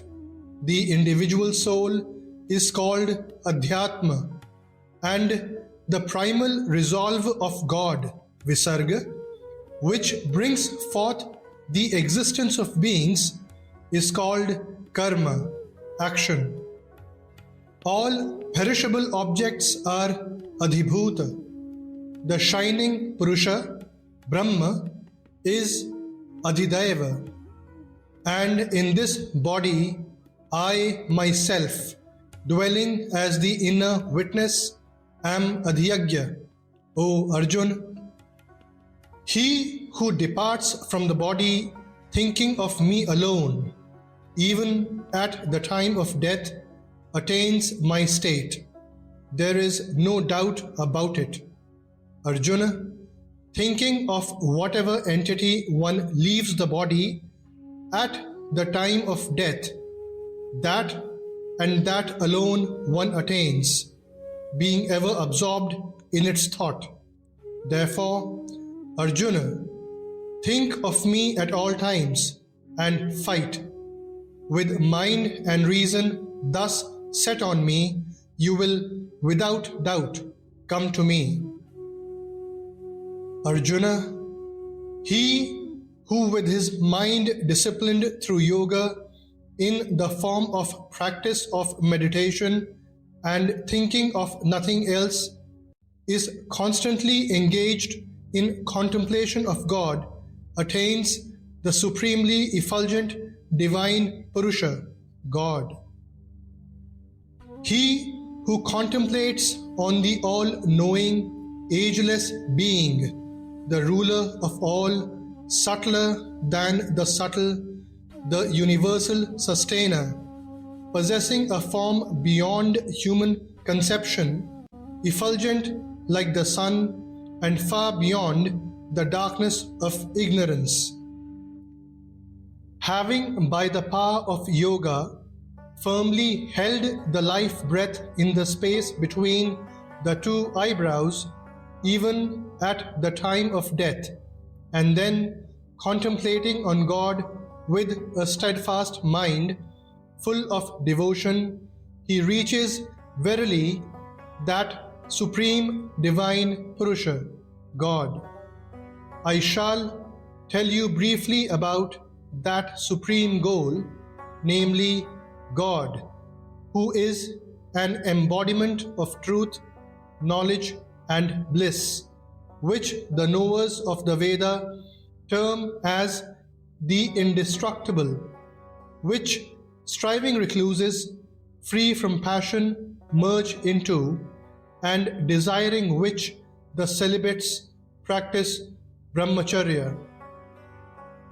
Having controlled all the senses and firmly holding the mind in the heart, and then drawing the life breath to the head, and thus remaining steadfast in yogic concentration on God, he who leaves the body and departs uttering the one indestructible Brahma, Om, and dwelling on me in my absolute aspect, reaches the supreme goal. Arjuna, whosoever always and constantly thinks of me with undivided mind, to that yogi ever absorbed in me, I am easily attainable. Great souls who have attained the highest perfection, having come to me, are no more subject to transitory rebirth, which is the abode of sorrow and transient by nature. Arjuna, all the worlds from Brahmaloka, the heavenly realm of the Creator Brahma, downwards are liable to birth and rebirth. But, O son of Kunti, on attaining me, there is no rebirth. For while I am beyond time, regions like Brahmaloka, being conditioned by time, are transitory. Those yogis who know from realization Brahma's day as covering 1,000 Mahayugas, and so his night as extending to another 1,000 Mahayugas, know the reality about time. All embodied beings emanate from the unmanifest, that is, Brahma's subtle body, at the coming of the cosmic day. At the cosmic nightfall, they merge into the same subtle body of Brahma, known as the unmanifest. Arjuna, this multitude of beings, being born again and again, is dissolved under compulsion of its nature at the coming of the cosmic night, and rises again at the commencement of the cosmic day. Far beyond even this unmanifest, there is yet another unmanifest existence, that supreme divine person who does not perish even though all beings perish. The same unmanifest which has been spoken of as the indestructible is also called the supreme goal. That again is my supreme abode, attaining which they return not to this mortal world. Arjuna, that eternal unmanifest supreme Purusha, in whom all beings reside and by whom all this is pervaded, is attainable only through exclusive devotion. Arjuna, I shall now tell you the time or path departing when yogis do not return, and also the time or path departing when they do return. Of the two paths, the one is that in which are stationed the all-effulgent fire god and the deities presiding over daylight, the bright fortnight, and the 6 months of the northward course of the sun respectively.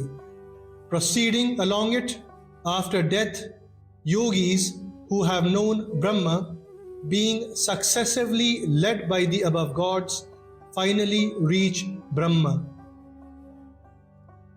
The other path is that wherein are stationed the gods presiding over smoke, night, the dark fortnight, and the 6 months of the southward course of the sun.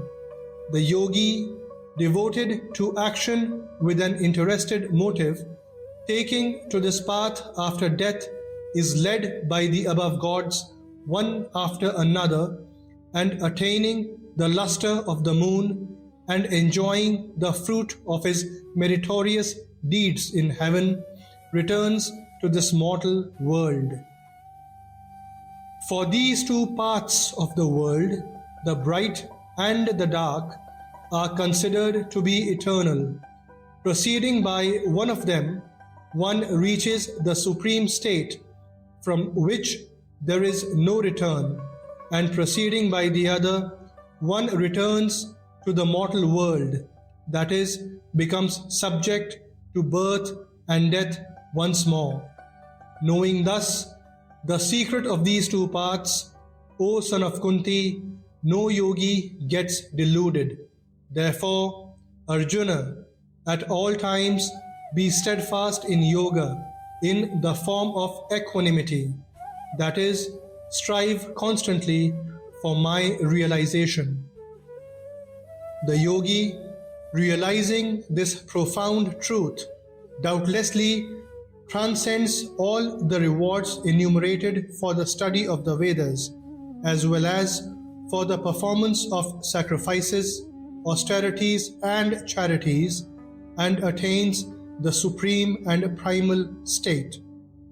Thus, in the Upanishad sung by the Lord, the science of Brahma, the scripture of Yoga, the dialogue between Sri Krishna and Arjuna, ends the 8th chapter entitled The Yoga of the Indestructible Brahma. Chapter 9, The Yoga of Sovereign Science and Sovereign Secret. Sri Bhagavan said, "To you who are devoid of the carping spirit, I shall now unfold the most secret knowledge of Nirguna Brahma, along with the knowledge of manifest divinity, knowing which you shall be free from the evil of worldly existence." This knowledge of both the Nirguna and Saguna aspects of divinity is a sovereign science, a sovereign secret, supremely holy, most excellent, directly enjoyable, attended with virtue, very easy to practice, and imperishable. Arjuna, people having no faith in this Dharma, failing to reach me, continue to revolve in the path of the world of birth and death. The whole of this universe is permeated by me as unmanifest divinity, like ice by water, and all beings dwell on the idea within me. But really speaking, I am not present in them. Nay, all those beings abide not in me, but behold the wonderful power of my divine yoga. Though the sustainer and creator of beings, myself in reality dwell not in those beings. Just as the extensive air, which moving everywhere, being born of ether, ever remains in ether.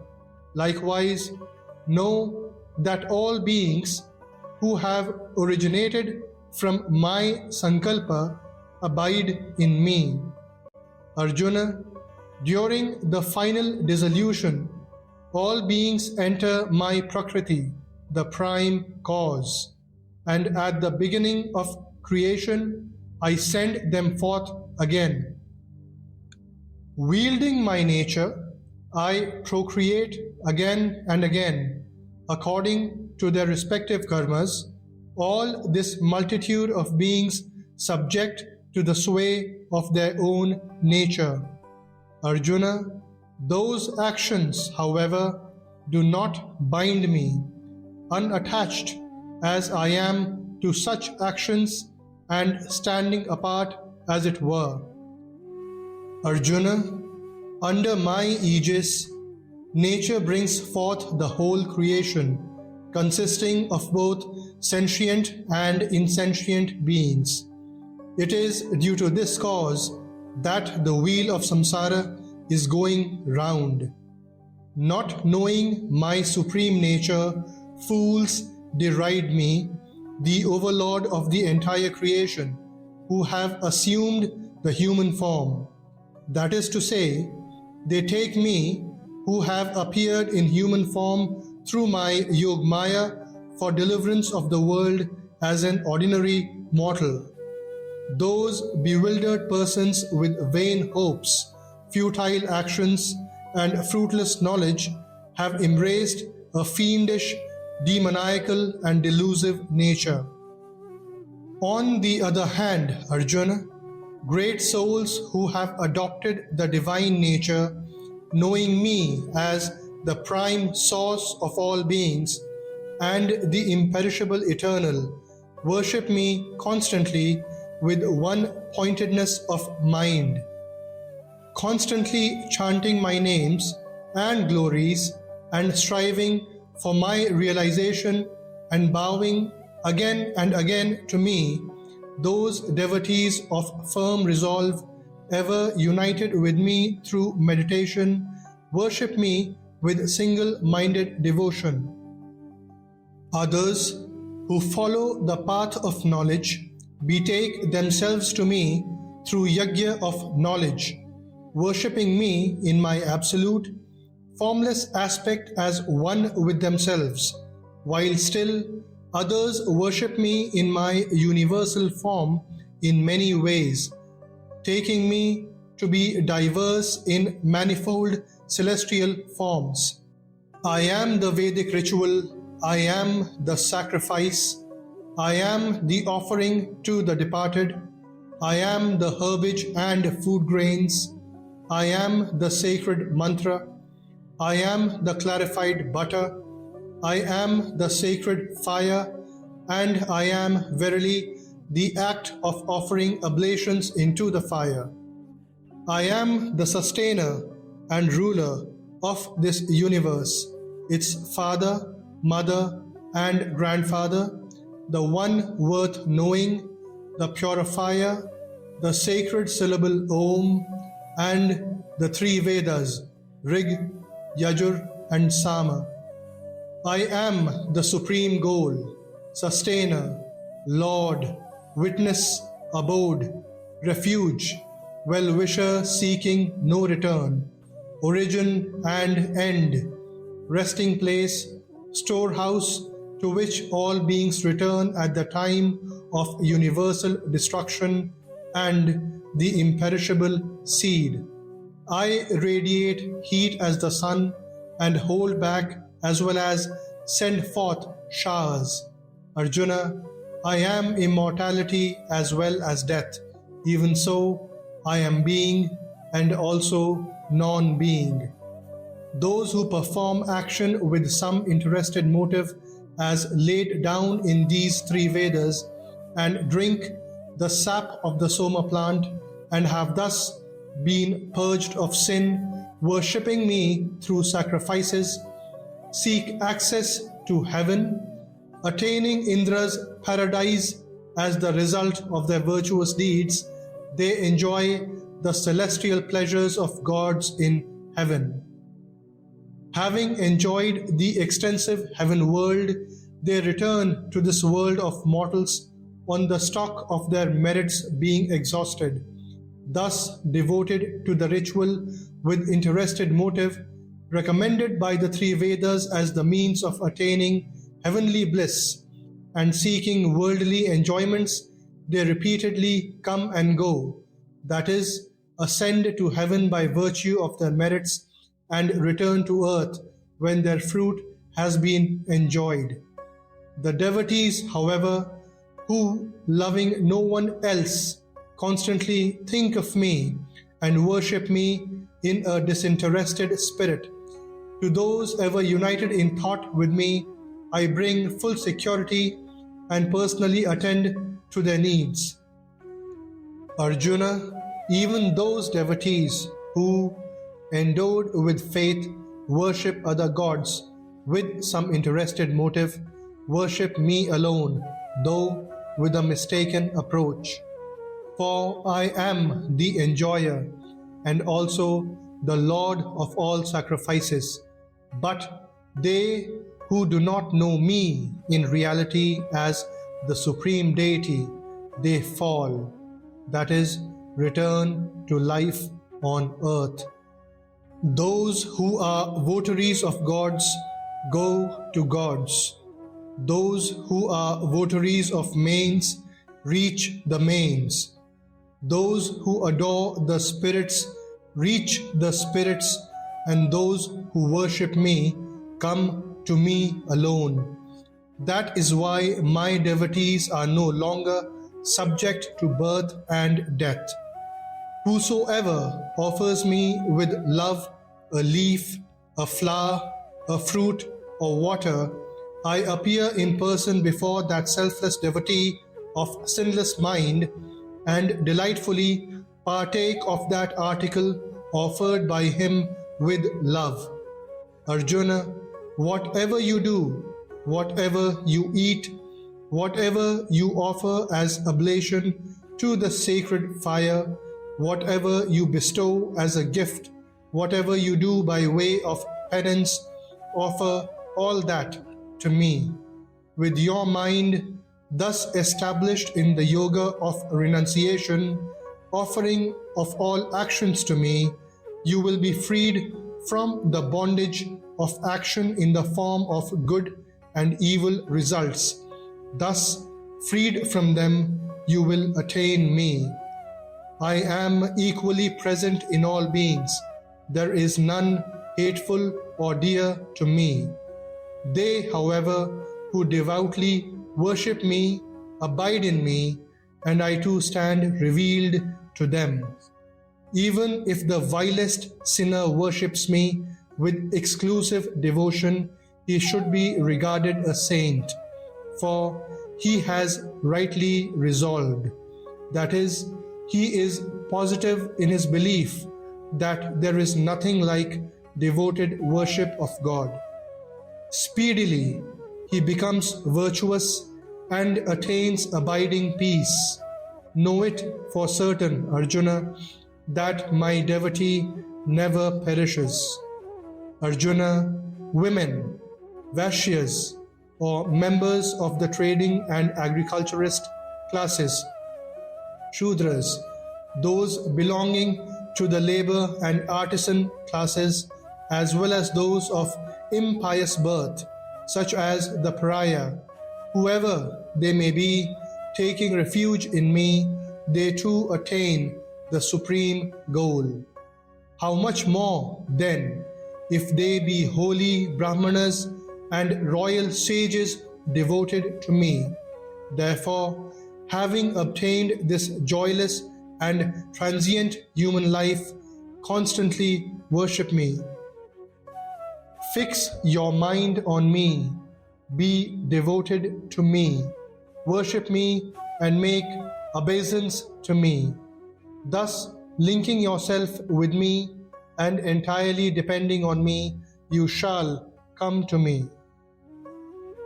Thus, in the Upanishad sung by the Lord, the science of Brahma the scripture of yoga, the dialogue between Sri Krishna and Arjuna, ends the 9th chapter entitled The Yoga of Sovereign Science and the Sovereign Secret.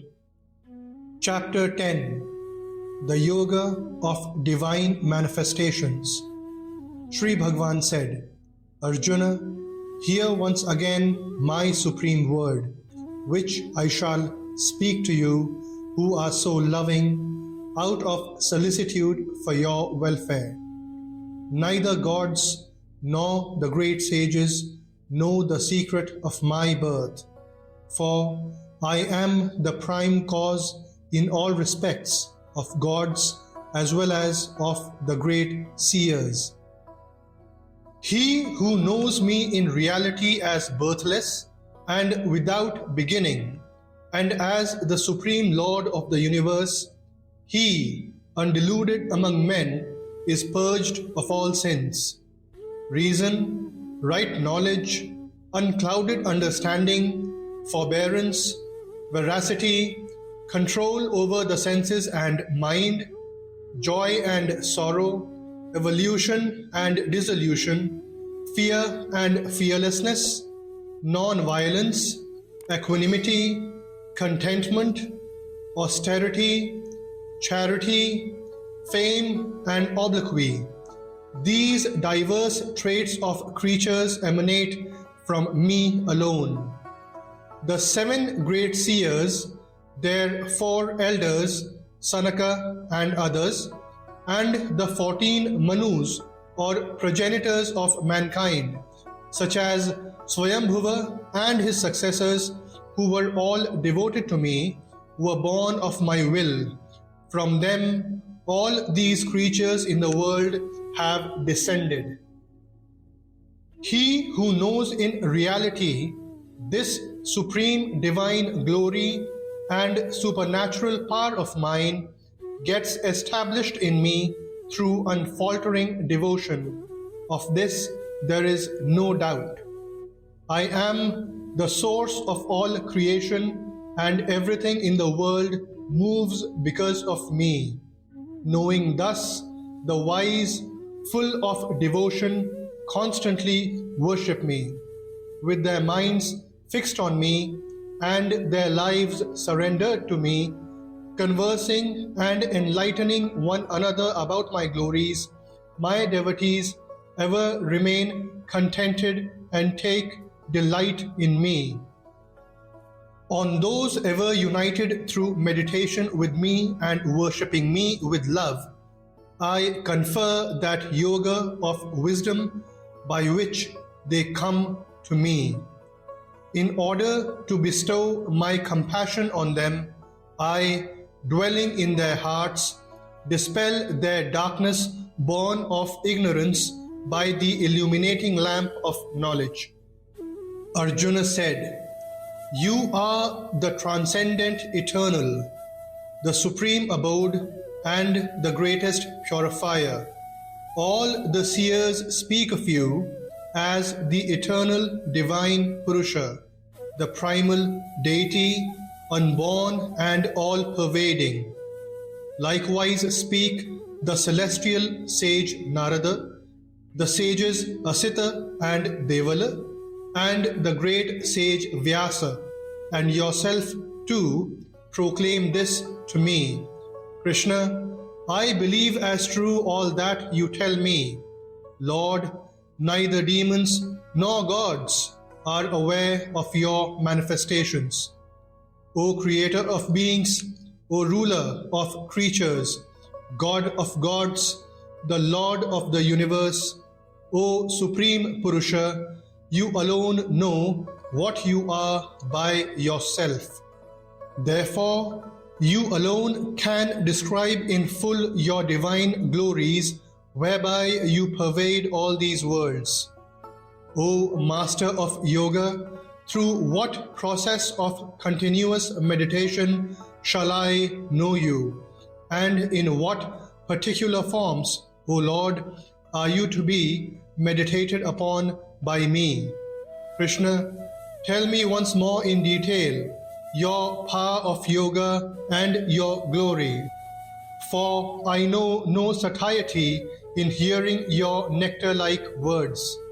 Sri Bhagavan said, Arjuna, now I shall tell you my prominent divine glories, for there is no limit to my manifestations. Arjuna, I am the universal self seated in the hearts of all beings. So I alone am the beginning, the middle, and also the end of all beings. I am Vishnu among the 12 sons of Aditi, and the radiant sun among the luminaries. I am the glow of the Maruts, the 49 wind gods, and the moon, the lord of the stars. Among the Vedas, I am the Samaveda. Among the gods, I am Indra. Among the organs of perception, that is, senses, I am the mind, and I am the consciousness or life energy in living beings. Among the 11 Rudras, the gods of destruction, I am Shiva, and among the Yakshas and Rakshasas, I am the Lord of riches, Kuber. Among the 8 Vasus, I am the god of fire, and among the mountains, I am the Meru. Among the priests, Arjuna, know me to be their chief Brahaspati. Among warrior chiefs, I am Skanda. And among the reservoirs of water, I am the ocean. Among the great seers, I am Bhrigu. Among words, I am the sacred syllable Om.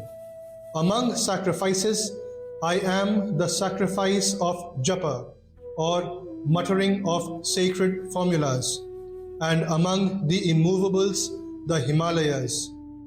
Among all trees, I am Ashvattha, the holy fig tree. Among the celestial sages, Narada.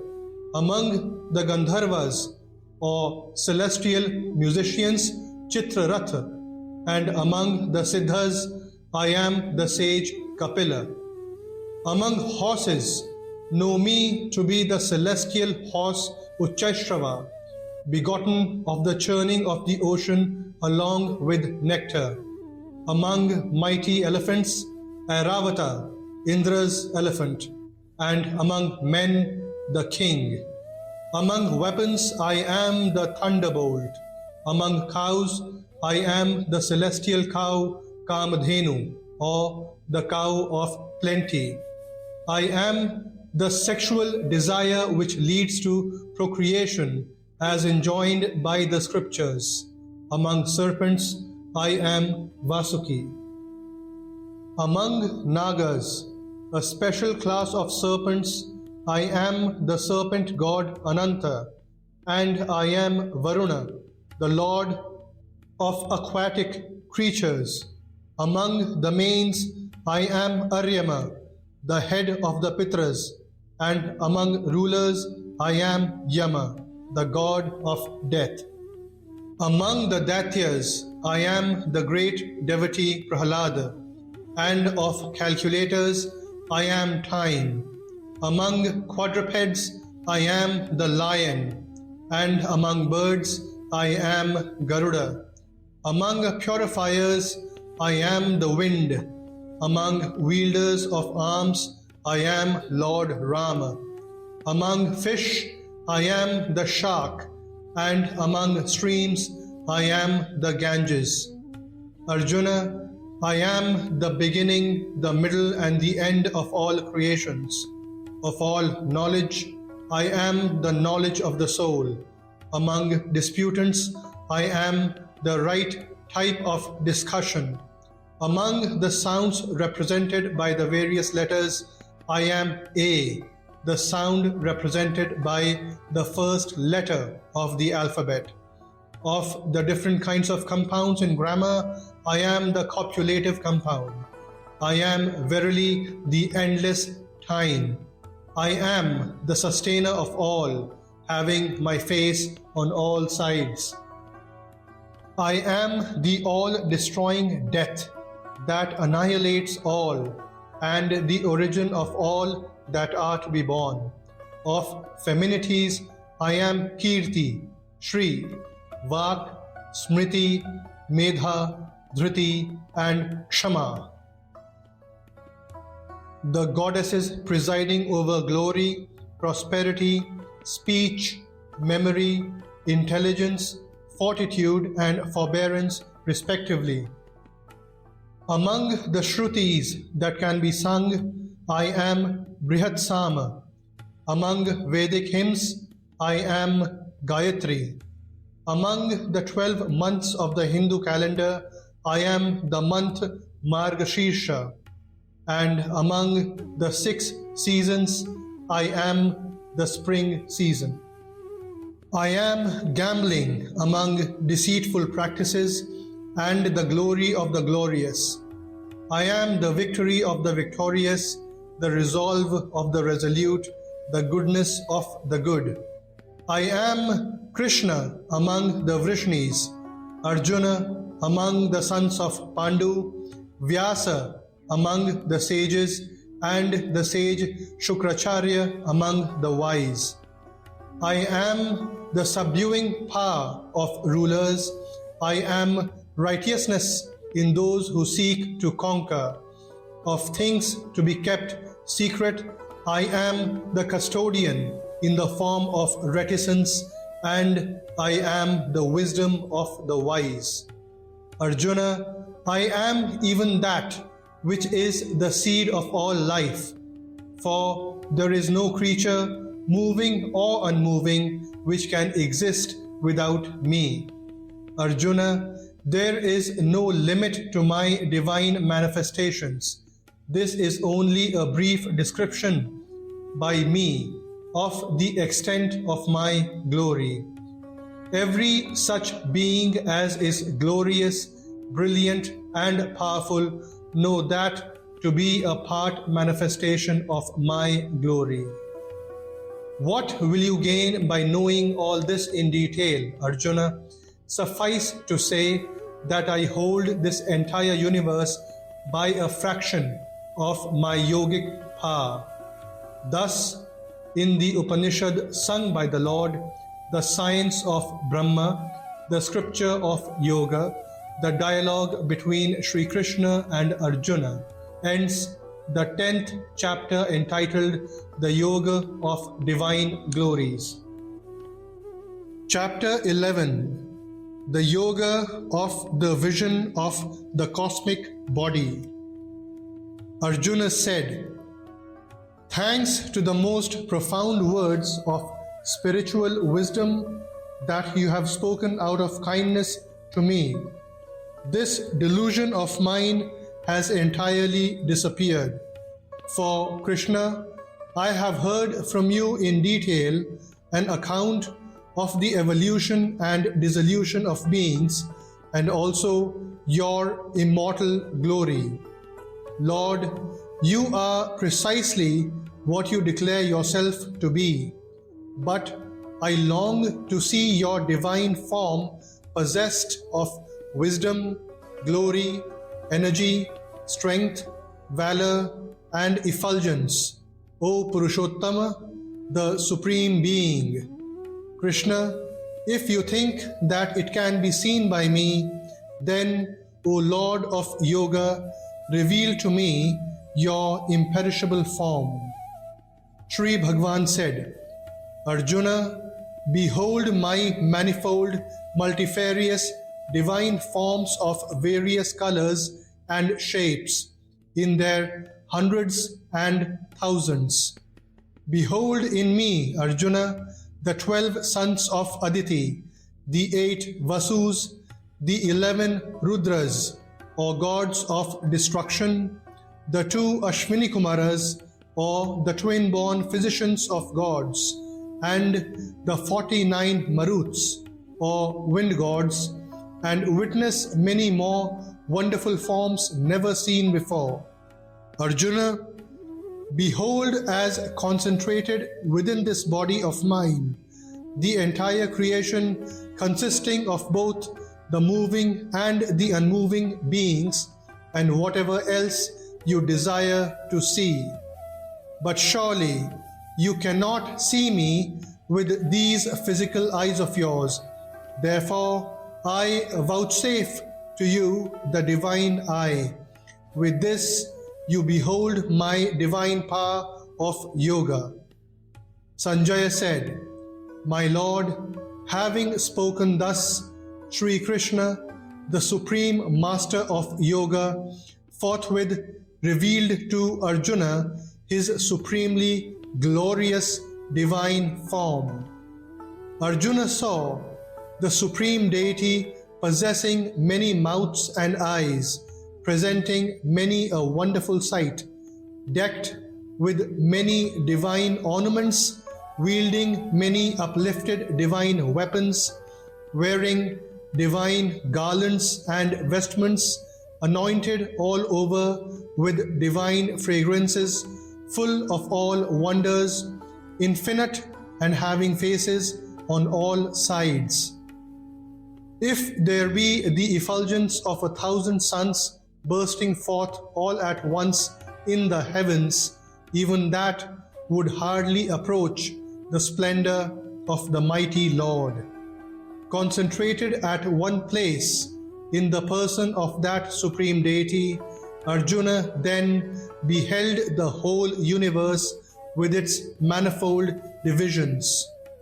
Then Arjuna, full of wonder and with the hair standing on end, reverentially bowed his head to the divine Lord and with folded hands addressed him thus. Arjuna said, Lord, I behold within your body all gods and hosts of different beings, Brahma, throned on his lotus seat, Shiva, and all rishis and celestial serpents. O Lord of the universe, I see you endowed with numerous arms, bellies, mouths, and eyes, and having innumerable forms extended on all sides. O Lord, manifested in the form of the universe, I see neither your beginning, nor middle, nor even your end. I see you endowed with diadem, club, and discus, a mass of splendor glowing all round, having the brilliance of a blazing fire and the sun, hard to gaze at and immeasurable on all sides. You are the supreme indestructible, worthy of being known. You are the ultimate refuge of this universe. You are again the protector of the ageless Dharma. I consider you to be the eternal, imperishable being. I see you without beginning, middle, or end, possessing unlimited prowess and endowed with numberless arms, having the moon and the sun for your eyes, and blazing fire for your mouth, and scorching this universe by your radiance. Yonder space between heaven and earth and all the quarters are entirely filled by you alone. Seeing this transcendent, dreadful form of yours, O soul of the universe, all the three worlds feel greatly perturbed.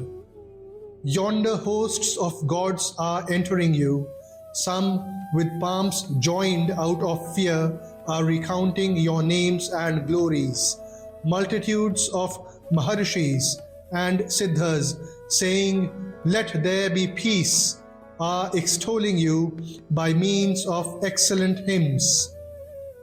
The 11 Rudras, 12 Adityas, and 8 Vasus, the Sadhyas and Vishwadevas, the 2 Ashwini Kumaras, and 49 Maruts, as well as the mains and multitudes of Gandharvas, Yakshas, Asuras, and Siddhas.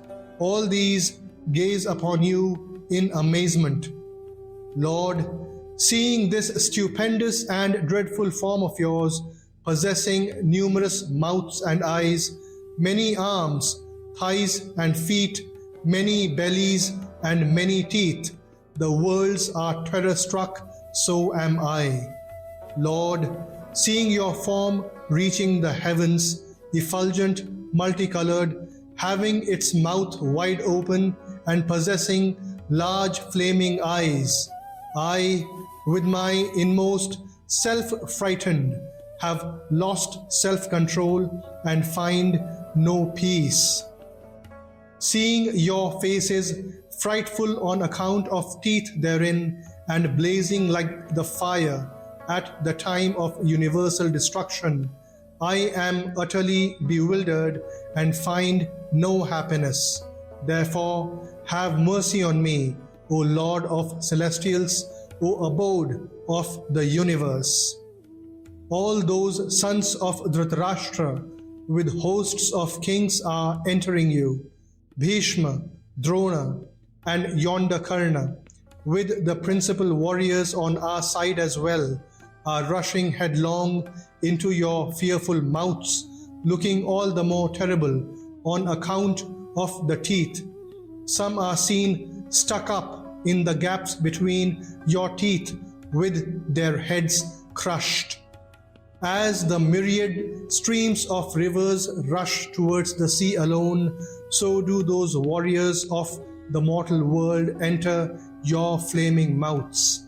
As moths rush with great speed into the blazing fire for extinction out of moha, even so all these people are with great rapidity entering your mouths to meet their doom, devouring all the worlds through your flaming mouths and licking them on all sides.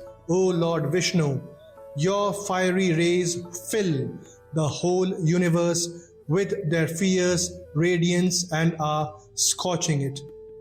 Tell me who you are with a form so terrible. My obeisance to you, O best of gods, be kind to me. I wish to know you, the primal being, in particular, for I know not what you intend to do. Sri Bhagavan said, I am mighty Kala, the eternal time spirit, the destroyer of the worlds. I am out to exterminate these people. Even without you, all these warriors arrayed in the enemy's camp shall die. Therefore, do you arise and win glory, conquering foes, enjoy the affluent kingdom. These warriors stand already slain by me. Be you only an instrument, Arjuna. Do kill Drona and Bhishma and Jayadratha and Karna and other brave warriors who already stand killed by me. Fear not, fight, and you will surely conquer the enemies in the war. Sanjaya said, hearing these words of Bhagavan Keshava, Arjuna tremblingly bowed to him with joined palms and bowing again in extreme terror, spoke to Sri Krishna in faltering accents. Arjuna said, Lord, well it is. The universe exults and is filled with love by chanting your names, virtues, and glory. Terrified Rakshasas are fleeing in all directions, and all the hosts of Siddhas are bowing to you. O great soul, why should they not bow to you, who are the progenitor of Brahma himself, and the greatest of the great? O infinite, O Lord of celestials, O abode of the universe, you are that which is existent, Sat, that which is non-existent, Asat, and also that which is beyond both, namely the indestructible Brahma. You are the primal deity, the most ancient person. You are the ultimate resort of this universe. You are both the knower and the knowable, and the highest abode. It is you who pervade the universe, O one assuming endless forms. You are Vayu, the wind god, Yama, the god of death, Agni, the god of fire, Varuna, the god of water, the moon god, Brahma, the lord of creation, nay, the father of Brahma himself. Hail, hail to you 1,000 times. Salutations, repeated salutations to you once again. O Lord of infinite prowess, my salutations to you from the front and from behind. O soul of all, my obeisance to you from all sides indeed. You who possess infinite might, pervade all, therefore you are all. The way in which I have importunately called you, either through intimacy or thoughtlessly, O Krishna, O Yadava, O comrade, and so on, unaware of the greatness of yours, and thinking you only to be a friend, and the way in which, O Achyuta, the infallible, you have been slighted by me in jest, while at play, reposing, sitting, or at meals, either alone or even in the presence of others. For all that, O immeasurable Lord, I crave forgiveness from you. You are the Father of this moving and unmoving creation, nay, the greatest teacher worthy of adoration. O Lord of incomparable might, in all the three worlds there is none else even equal to you. How then can anyone be greater than you? Therefore, Lord, prostrating my body at your feet and bowing low, I seek to propitiate you, the ruler of all and worthy of all praise. It behoves you to bear with me, even as a father bears with his son, a friend with his friend, and a husband with his beloved spouse. Having seen your wondrous form, which was never seen before, I feel transported with joy.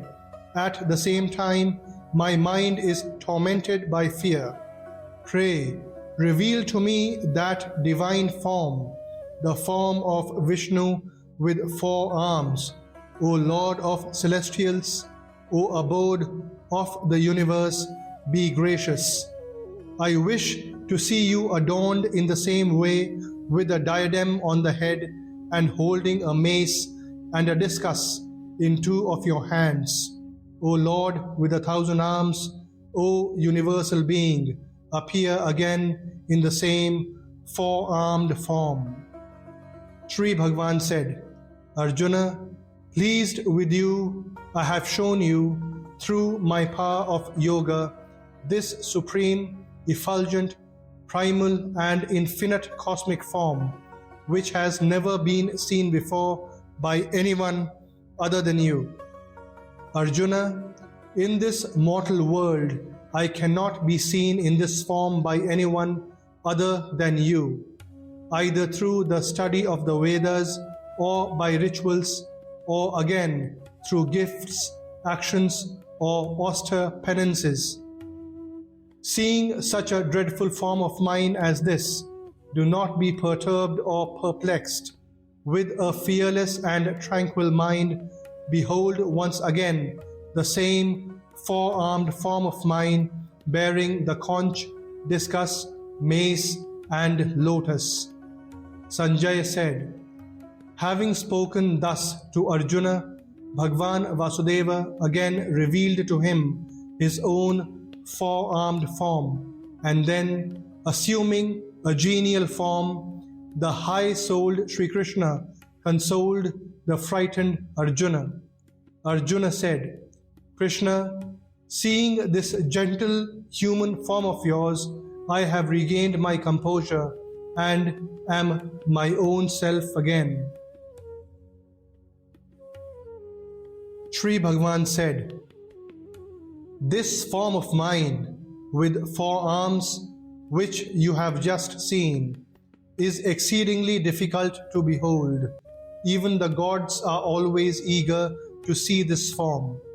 Neither by study of the Vedas, nor by penance, nor again by charity, nor even by rituals can I be seen in this form with 4 arms, as you have seen me.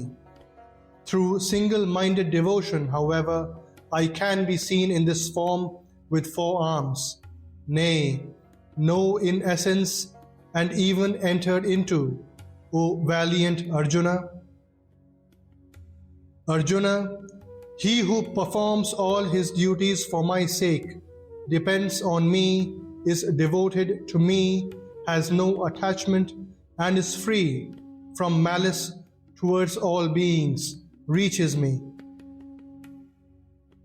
Thus, in the Upanishad sung by the Lord, the science of Brahma, the scripture of Yoga, the dialogue between Sri Krishna and Arjuna, ends the 11th chapter entitled The Yoga of the Vision of the Universal Form. Chapter 12. The Yoga of Devotion. Arjuna said, "The devotees exclusively and constantly devoted to you, in the manner stated just earlier, adore you as possessed of form and attributes, and those who adore as the supreme reality only the indestructible unmanifest Brahma, who is truth, knowledge, and bliss solidified, of these 2 types of worshippers who are the best knowers of yoga." Sri Bhagavan said, "I consider them to be the best yogis who, endowed with supreme faith and ever united through meditation with me, worship me with their mind centered on me. Those, however, who, fully controlling all their senses and even-minded towards all, and devoted to the welfare of all beings, constantly adore as their very self the unthinkable, omnipresent, indestructible, indefinable, eternal, immovable, unmanifest, and changeless Brahma, they too come to me. Of course, the strain is greater for those who have their mind attached to the unmanifest, as attunement with the unmanifest is attained with difficulty by body-conscious people. On the other hand, those depending exclusively on me and surrendering all actions to me worship me, God with attributes, constantly meditating on me with single-minded devotion. Them, Arjuna, I speedily deliver from the ocean of birth and death, their mind being fixed on me. Therefore, fix your mind on me and establish your intellect in me alone. Thereafter, you will abide solely in me. There is no doubt about it. If you cannot steadily fix the mind on me, O Arjuna, then seek to attain me through the yoga of practice. If you are unequal even to the pursuit of such practice, be intent to work for me. You shall attain perfection in the form of my realization, even by performing actions for my sake. If, taking recourse to the yoga of my realization, you are unable even to do this, then subduing your mind and intellect, etc., relinquish the fruit of all actions. Knowledge is better than practice without discernment. Meditation on God is superior to knowledge, and renunciation of the fruit of actions is even superior to meditation, for peace immediately follows renunciation. He who is free from malice towards all beings, friendly and compassionate, and free from the feelings of I and mine, balanced in joy and sorrow, forgiving by nature, ever contented and mentally united with me, nay, who has subdued his mind, senses, and body, has a firm resolve, and has surrendered his mind and reason to me, that devotee of mine is dear to me. He who is not a source of annoyance to his fellow creatures, and who in his turn does not feel vexed with his fellow creatures, and who is free from delight and envy, perturbation and fear, is dear to me. He who expects nothing, who is both internally and externally pure, is wise and impartial, and has risen above all distractions, and who renounces the sense of doership in all undertakings, such a devotee of mine is dear to me. He who neither rejoices nor hates, nor grieves, nor desires, and who renounces both good and evil actions, and is full of devotion, is dear to me. He who deals equally with friend and foe, and is the same in honor and ignominy, who is alike in heat and cold, pleasure and pain, and other contrary experiences, and is free from attachment, he who takes praise and reproach alike, and is given to contemplation and is contented with any means of subsistence available, entertaining no sense of ownership and attachment in respect of his dwelling place, and is full of devotion to me, that person is dear to me. Those devotees, however, who partake in a disinterested way of this nectar of pious wisdom set forth above, endowed with faith and solely devoted to me, they are extremely dear to me. Thus, in the Upanishad sung by the Lord, the science of Brahma, the scripture of Yoga, the dialogue between Sri Krishna and Arjuna, ends the 12th chapter entitled The Yoga of Devotion. Chapter 13. The Yoga of Discrimination between the Kshatriya and the knower of the Kshatriya. Sri Bhagavan said, "This body, Arjuna, is termed as the field, Kshatriya, and he who knows it is called the knower of the field, Kshatriya, by the sages discerning the truth about both. Know myself to be the Kshatriya, individual soul in all the Kshatriyas or fields, O Arjuna, and it is the knowledge of the field, Kshatriya, and knower, Kshatriya, that is, of matter with its evolutes and the spirit, which I consider as true knowledge.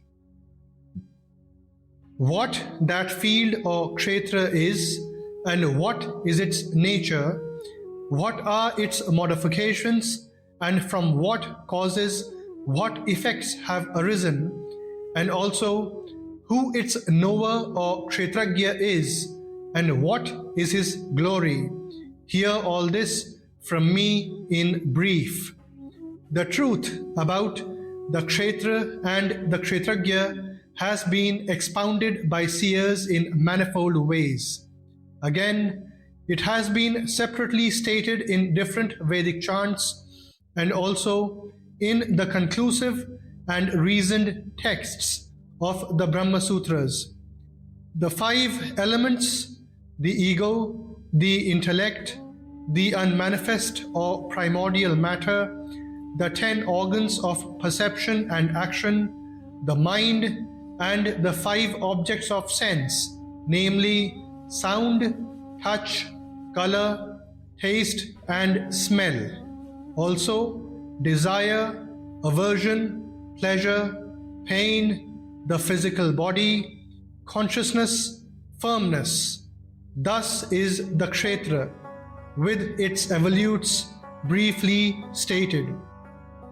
Absence of pride, freedom from hypocrisy, non-violence, forbearance, uprightness of speech and mind, etc., devout service of the preceptor, internal and external purity, steadfastness of mind and control of body, mind and the senses, dispassion towards the objects of enjoyment of this world and the next, and also absence of egotism, pondering again and again on the pain and evils inherent in birth, death, old age, and disease, absence of attachment and the sense of mindness in respect of son, wife, home, etc., and constant equipoise of mind, both in favorable and unfavorable circumstances, unflinching devotion to me through exclusive attachment, living in secluded and holy places, and finding no delight in the company of worldly people, constancy in self-knowledge and seeing God as the object of true knowledge. All this is declared as knowledge, and what is contrary to this is called ignorance. I shall speak to you at length about that which ought to be known, and knowing which one attains supreme bliss. That supreme Brahma, who is the Lord of the two beginningless entities, Prakriti and Jiva, is said to be neither Sat or being, nor Asat or non-being. It has hands and feet on all sides, eyes, head and mouth in all directions, and ears all round, for it stands pervading all in the universe. Though perceiving all sense objects, it is really speaking devoid of all senses. Nay, though unattached, it is the sustainer of all nonetheless, and though attributeless, it is the enjoyer of Gunas, the 3 modes of Prakriti. It exists without and within all beings, and constitutes the moving and the unmoving creation as well. And by reason of its subtlety, it is incomprehensible. It is close at hand and stands afar too. Though integral like space in its undivided aspect, it appears divided as it were in all animate and inanimate beings, and that Godhead, which is the only object worth knowing, is the sustainer of beings as Vishnu, the destroyer as Rudra, and the creator of all as Brahma. That supreme Brahma is said to be the light of all lights and entirely beyond Maya.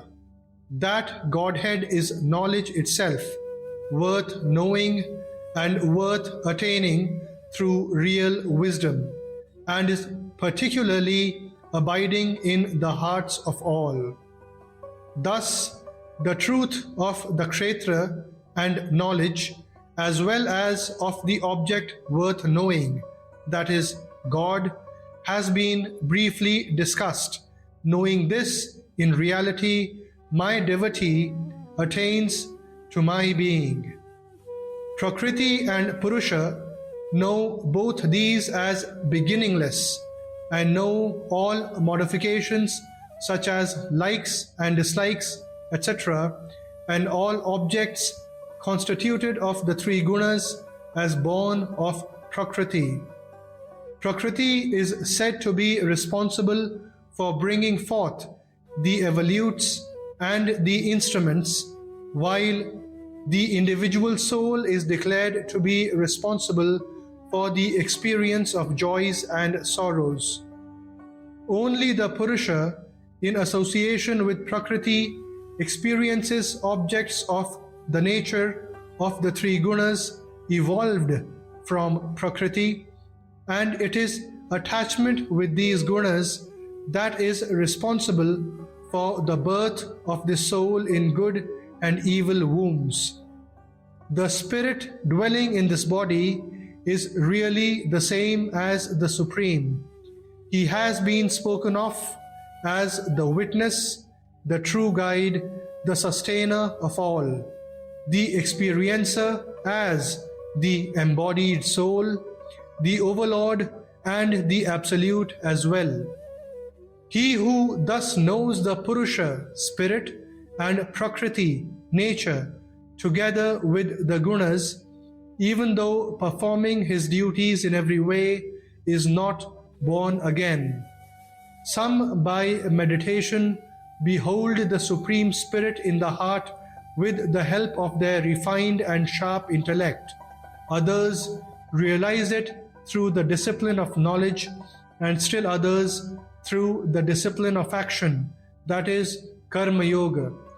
Other dull-witted persons, however, not knowing thus, worship even as they have heard from others, that is, the knowers of truth, and even those who are thus devoted to what they have heard are able to cross the ocean of mundane existence in the shape of death.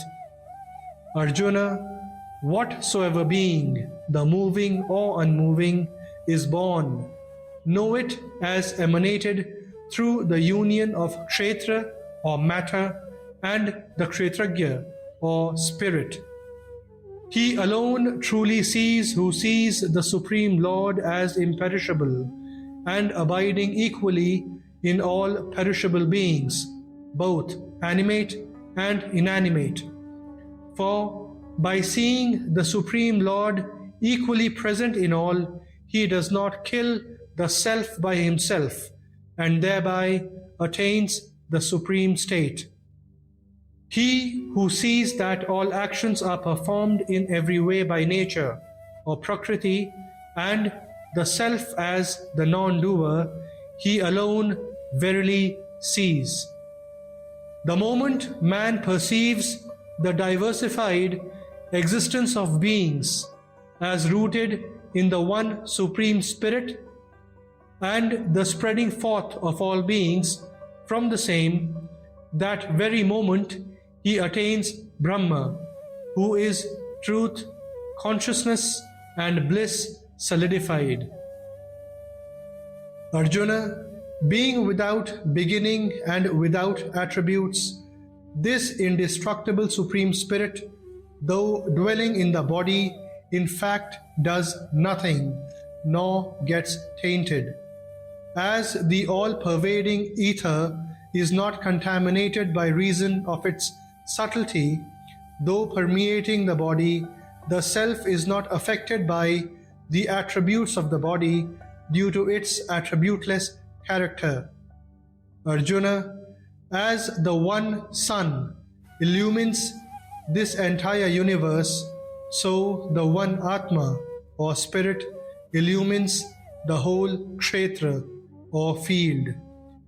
Those who thus perceive with the eye of wisdom the difference between the Kshetra and Kshatriya and the phenomenon of liberation of Prakriti with her evolutes reach the Supreme Eternal Spirit. Thus, in the Upanishad sung by the Lord, the science of Brahma, the scripture of Yoga, the dialogue between Sri Krishna and Arjuna, ends the 13th chapter entitled The Yoga of Discrimination between the Field and the knower of the field. Chapter 14. The Yoga of Division of Three Gunas. Sri Bhagavan said, I shall expound once more the supreme knowledge, the best of all knowledge, acquiring which all sages have attained highest perfection, being liberated from this mundane existence. Those who by practicing this knowledge have entered into my being are not born again at the cosmic dawn, nor feel disturbed even during the cosmic dissolution, pralaya. My primordial nature, known as the great Brahma, is the womb of all creatures. In that womb I place the seed of all life. The creation of all beings follows from that union of matter and spirit, O Arjuna. Of all embodied beings that appear in all the species of various kinds, Arjuna, Prakriti or nature is the conceiving mother, while I am the seed-giving father. Sattva, Rajas and Tamas, these three gunas born of nature, tie down the imperishable soul to the body, Arjuna. Of these, Sattva, being immaculate, is illuminating and flawless, Arjuna. It binds through attachment to happiness and knowledge. Arjuna, know the quality of Rajas, which is of the nature of passion, as born of desire and attachment. It binds the soul through attachment to actions and their fruit. And know Tamas, the deluder of all those who look upon the body as their own self, as born of ignorance. It binds the soul through error, sleep and sloth, Arjuna. Sattva draws one to joy and Rajas to action, while Tamas, clouding wisdom, impels one to error, sleep and sloth, O Arjuna. Overpowering Rajas and Tamas, Arjuna, Sattva prevails.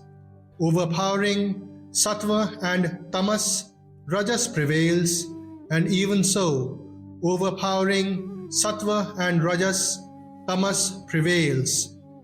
When light and discernment dawn in this body as well as in the mind and senses, then one should know that Sattva is predominant.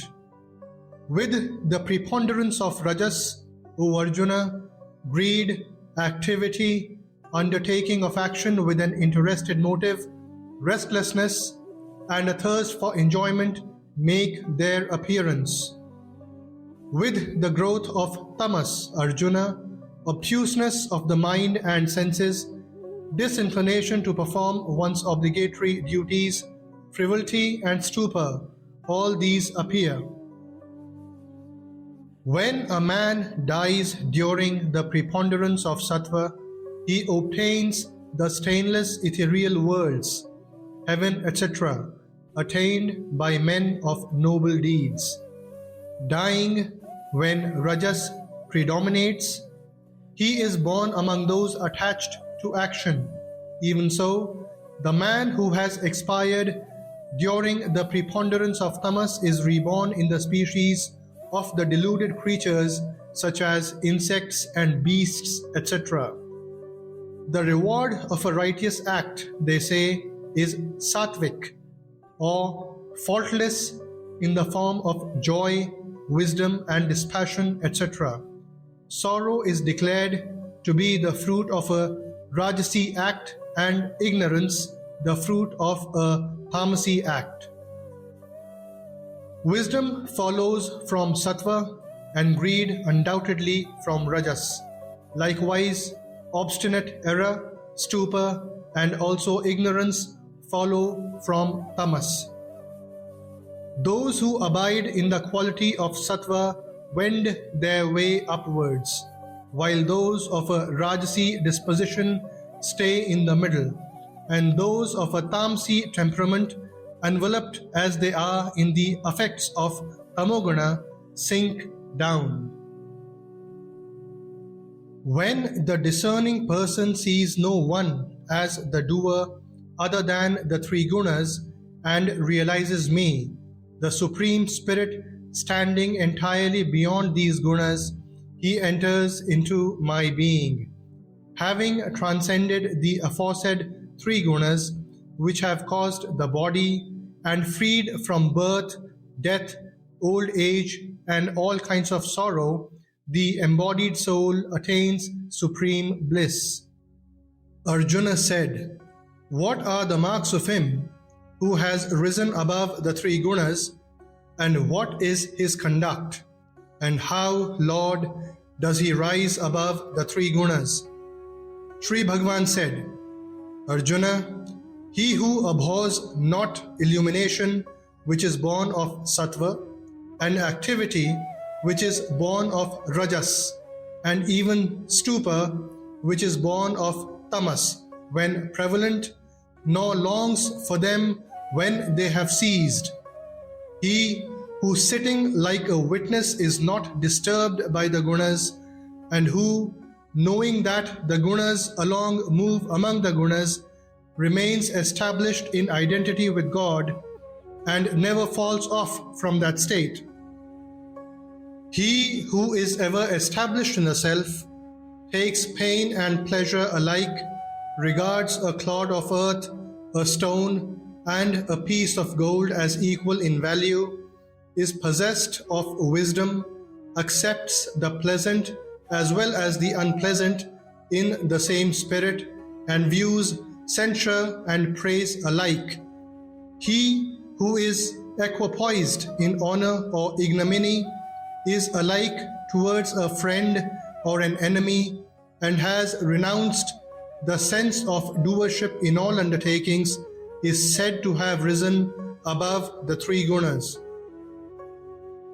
He too, who constantly worships me through the yoga of exclusive devotion, transcending these three gunas, he becomes eligible for attaining Brahma. For I am the substratum of the imperishable Brahma, of immortality, of the eternal Dharma, and of unending, immutable bliss. Thus, in the Upanishad sung by the Lord, the science of Brahma, the scripture of Yoga, the dialogue between Sri Krishna and Arjuna, ends the 14th chapter entitled The Yoga of Division of Three Gunas. Chapter 15, The Yoga of the Supreme Person. Sri Bhagavan said, "He who knows the peepala tree in the form of creation, which is said to be imperishable with its roots in the primeval being God, whose branch is represented by Brahma, the Creator, and whose leaves are the Vedas, is a knower of the purport of the Vedas. Fed by the three gunas and having sense objects for their tender leaves, the branches of the aforesaid tree, in the shape of the different orders of creation, extend both downwards and upwards, and its roots, which bind the soul according to its actions in the human body, are spread in all regions, higher as well as lower. The nature of this tree of creation does not, on mature thought, turn out what it is represented to be, for it has neither beginning nor end, nor even stability.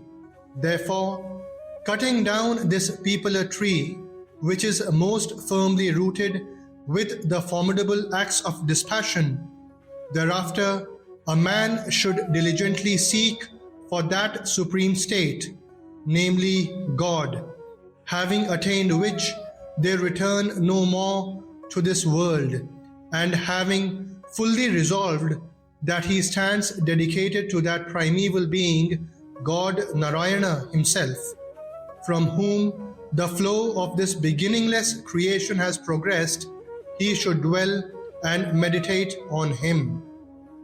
They who are free from pride and delusion, who have conquered the evil of attachment and are constantly abiding in God, whose cravings have altogether ceased, and who are completely immune to all pairs of opposites, going by the names of pleasure and pain, and are undeluded, attain that supreme immortal state. Neither the sun nor the moon nor fire can illumine that supreme self-effulgent state, attaining which they never return to this world. That is my supreme abode. The eternal Jivatma in this body is a fragment of my own self, and it is that alone which draws around itself the mind and the five senses which abide in Prakriti. Even as the wind wafts scents from their seat, so too the Jivatma, which is the controller of the body, etc., taking the mind and the senses from the body which it leaves behind, forthwith migrates to the body which it acquires. It is while dwelling in the senses of hearing, sight, touch, taste and smell, as well as in the mind, that this Jivatma enjoys the objects of senses. The ignorant know not the soul departing from or dwelling in the body or enjoying the objects of senses. That is, even when it is connected with the three gunas, only those endowed with the eyes of wisdom are able to realize it. Striving yogis too are able to realize this self enshrined in their heart. The ignorant, however, whose heart has not been purified, know not this self in spite of their best endeavors. The radiance in the sun that illumines the entire world, and that which shines in the moon, and that which shines in the fire too, know that radiance to be mine. And permeating the soil, it is I who support all creatures by my vital energy, and becoming the sapful moon, I nourish all plants. Taking the form of fire as Vaishvanara, lodged in the body of all creatures, and united with the prana, exhalation, and apana, inhalation breaths, it is I who digest and assimilate the four kinds of food. It is I who remain seated in the heart of all creatures as the inner controller of all, and it is I who am the source of memory, knowledge, and the ratiocinative faculty. Again, I am the only object worth knowing through the Vedas. I alone am the origin of Vedanta and the knower of the Vedas too. The perishable and the imperishable too, these are the two kinds of Purushas in this world. Of these, the bodies of all beings are spoken of as the perishable, while the Jivatma or the embodied soul is called imperishable. Yet the Supreme Person is other than these, who, having encompassed all the three worlds, upholds and maintains all, and has been spoken of as the imperishable Lord and the Supreme Spirit.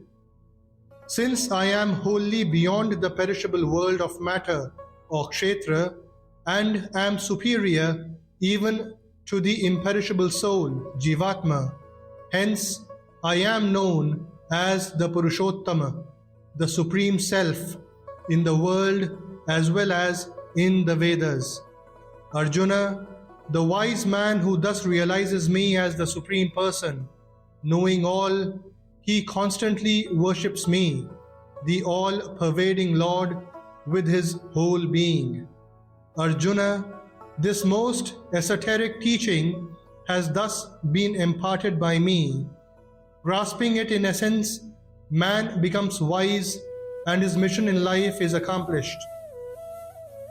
Thus, in the Upanishad sung by the Lord, the science of Brahma, the scripture of yoga, the dialogue between Sri Krishna and Arjuna ends the 15th chapter entitled The Yoga of the Supreme Person.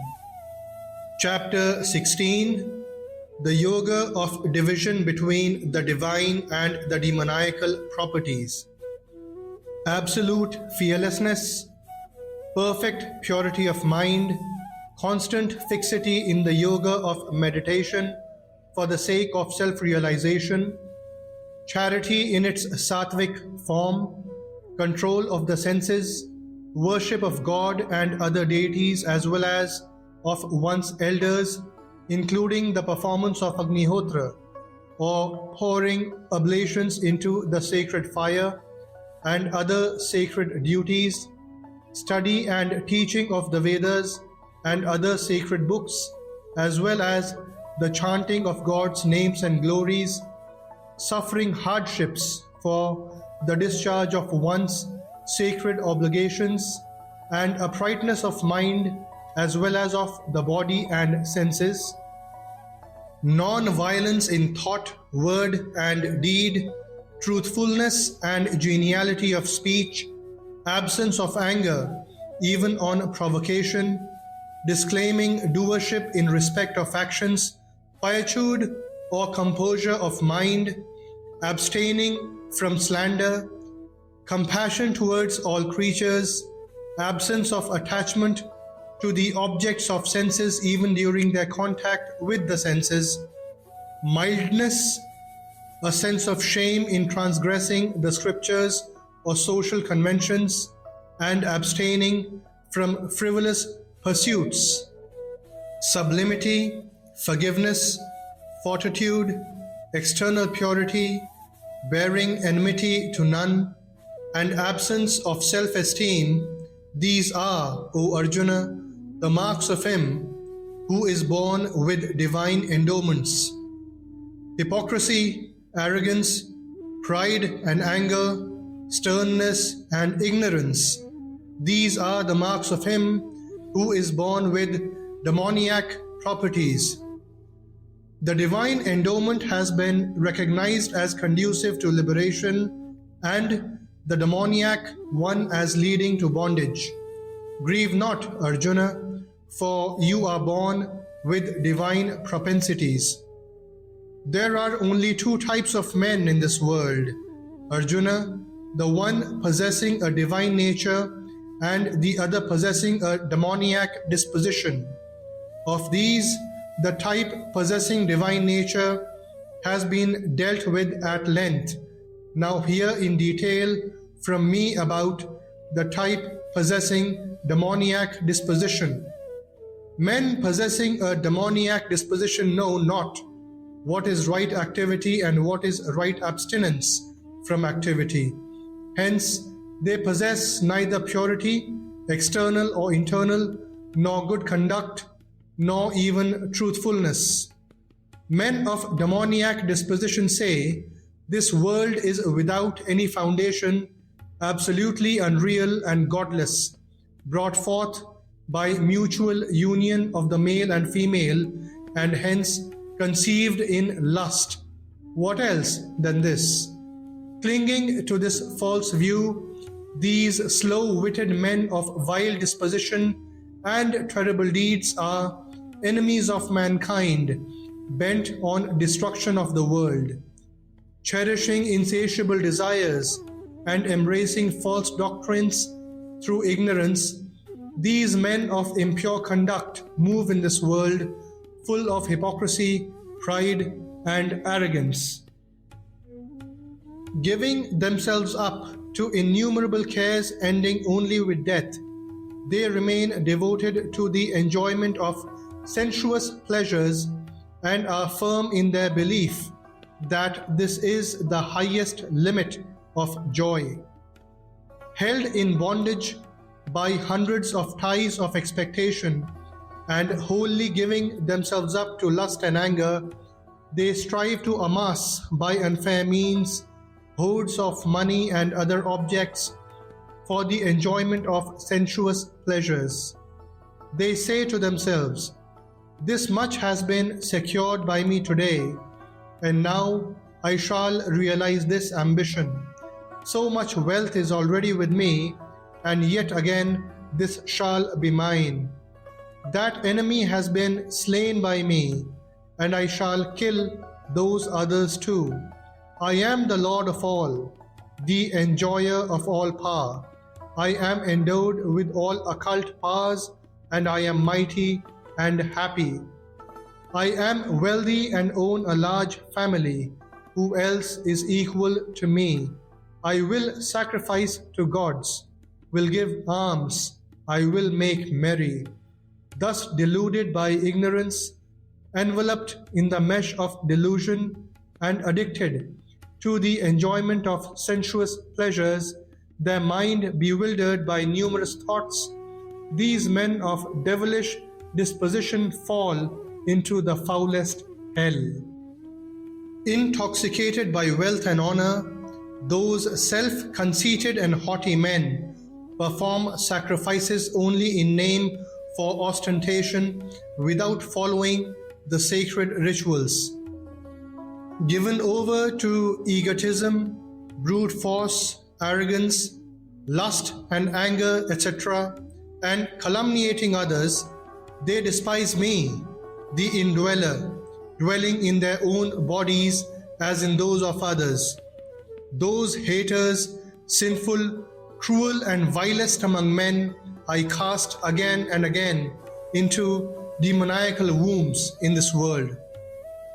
Failing to reach me, Arjuna, those stupid persons are born life after life in demoniac wombs, and then verily sink down to a still lower plane. Desire, anger, and greed, these triple gates of hell, bring about the downfall of the soul. Therefore, one should shun all these three. Freed from these three gates of hell, man works for his own salvation and thereby attains the supreme goal, that is, God.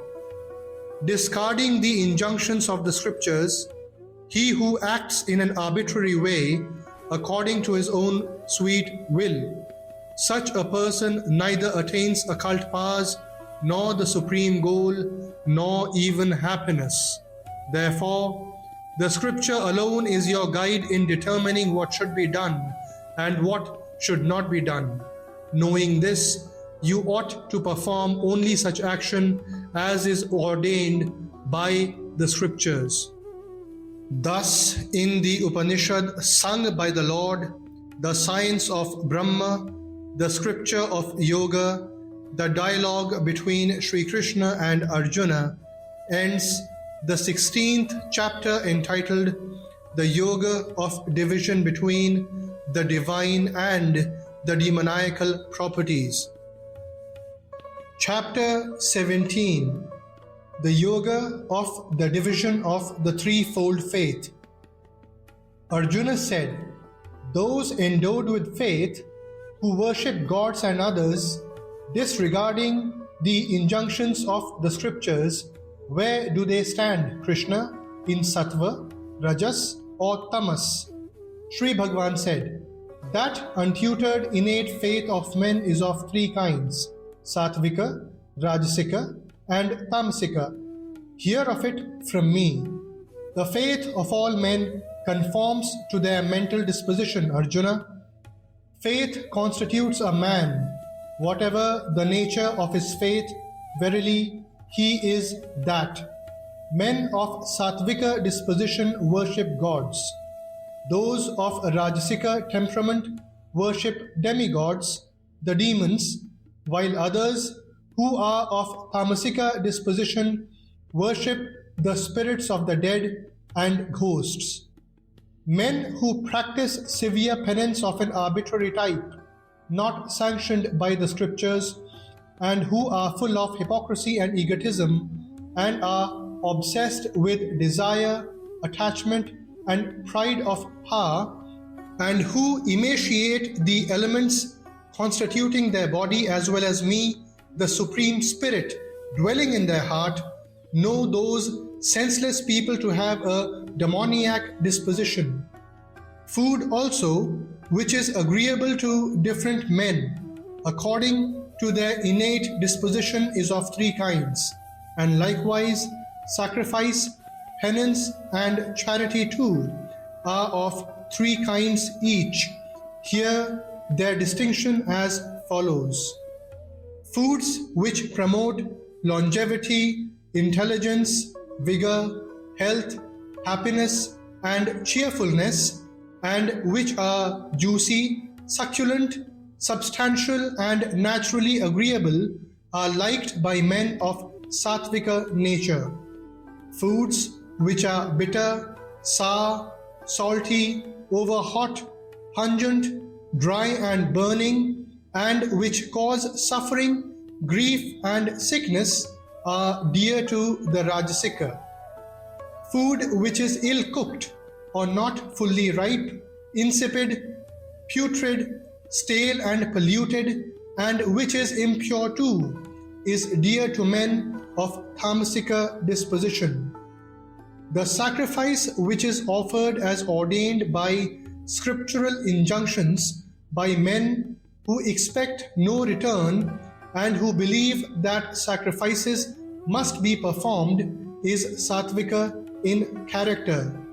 That sacrifice, however, which is offered for the sake of mere show, or even with an eye to its fruit, know it to be Rajasika, Arjuna. A sacrifice which is not in conformity with scriptural injunctions, in which no food is offered and no sacrificial feasts are paid, which is without sacred chant of hymns and devoid of faith, is said to be tamasika. Worship of gods, the Brahmanas, one's guru, elders, and great soul, purity, straightforwardness, continence, and non-violence, these are called penance of the body. Words which cause no annoyance to others and are truthful, agreeable, and beneficial, as well as the study of the Vedas and other Shastras and the practice of chanting of divine name. This is known as penance of speech. Cheerfulness of mind, placidity, habit of contemplation on God, control of the mind, and perfect purity of inner feelings, all this is called austerity of the mind. This threefold penance performed with supreme faith by yogis expecting no return is called sattvika. The austerity which is performed for the sake of renown, honor, or adoration, as well as for any other selfish gain, either in all sincerity or by way of ostentation, and yields an uncertain and momentary fruit, has been spoken of here as Rajasika. Penance which is resorted to out of foolish obstinacy and is accompanied by self-mortification or is intended to harm others, such penance has been declared as tamasika. A gift which is bestowed with a sense of duty on one from whom no return is expected at appropriate time and place and to a deserving person, that gift has been declared as sattvika. A gift which is bestowed in a grudging spirit and with the object of getting a service in return or in the hope of obtaining a reward is called rajasika. A gift which is made without good grace and in a disdainful spirit, out of time and place, and to undeserving persons is said to be tamasika. Om, Tat, and Sat. This has been declared as the triple appellation of Brahma, who is truth, consciousness, and bliss. By that were the Brahmanas and the Vedas, as well as the sacrifices created at the cosmic dawn. Therefore, acts of sacrifice, charity, and austerity, as enjoined by sacred precepts, are always commenced by noble persons used to the recitation of Vedic chants with the invocation of the divine name Om, with the idea that all this belongs to God, who is denoted by the appellation Tat. Acts of sacrifice and austerity, as well as acts of charity of various kinds, are performed by the seekers of liberation, expecting no return for them. The name of God, Sat, is used in the sense of reality and goodness, and the word Sat is also used in the sense of a praiseworthy, auspicious action, Arjuna. And steadfastness in sacrifice, austerity, and charity is likewise spoken of as Sat, and action for the sake of God is verily termed as Sat. An oblation which is offered, a gift given, an austerity practiced, and whatever good deed is performed, if it is without faith, it is termed as naught, that is, asat. Therefore, it is of no avail here or hereafter. Thus, in the Upanishad sung by the Lord, the science of Brahma, the scripture of Yoga, the dialogue between Sri Krishna and Arjuna ends the 17th chapter entitled The Yoga of the Division of the Threefold Faith. Chapter 18, The Yoga of Liberation through the Path of Knowledge and Self-Surrender. Arjuna said, O mighty armed Sri Krishna, O inner controller of all, O slayer of Keshi, I wish to know severally the truth of sannyasa as also of tyaga. Sri Bhagavan said, some sages understand sannyasa as the giving up of all actions motivated by desire, and the wise declare that tyaga consists in relinquishing the fruit of all actions. Some wise men declare that all actions contain a measure of evil and are therefore worth giving up, while others say that acts of sacrifice, charity, and penance are not to be shunned. Of sannyasa and tyaga, first hear my conclusion on the subject of renunciation or tyaga. Arjuna, for renunciation, O tiger among men, has been declared to be of three kinds: sattvika, rajasika, and tamasika. Acts of sacrifice, charity, and penance are not worth giving up. They must be performed. For sacrifice, charity, and penance, all these are purifiers to the wise men. Hence, these acts of sacrifice, charity, and penance, and all other acts of duty too, must be performed without attachment and expectation of reward. This is my well-considered and supreme verdict, Arjuna. Prohibited acts and those that are motivated by desire should, no doubt, be given up, but it is not advisable to abandon a prescribed duty. Such abandonment out of ignorance has been declared as tamasika. Should anyone give up his duties for fear of physical strain, thinking that all actions are verily painful, practicing such rajasika form of renunciation, he does not reap the fruit of renunciation. A prescribed duty which is performed simply because it has to be performed, giving up attachment and fruit, that alone has been recognized as the sattvika form of renunciation. He who has neither aversion for action which is leading to bondage, nor attachment to that which is conducive to blessedness, imbued with the quality of goodness, He has all his doubts resolved, is intelligent, and a man of true renunciation. Since all actions cannot be given up in their entirety by anyone possessing a body, he alone who renounces the fruit of actions is called a man of renunciation. Agreeable, disagreeable, and mixed, threefold indeed, is the fruit that accrues after death from the actions of the unrenouncing. But there is none whatsoever for those who have renounced.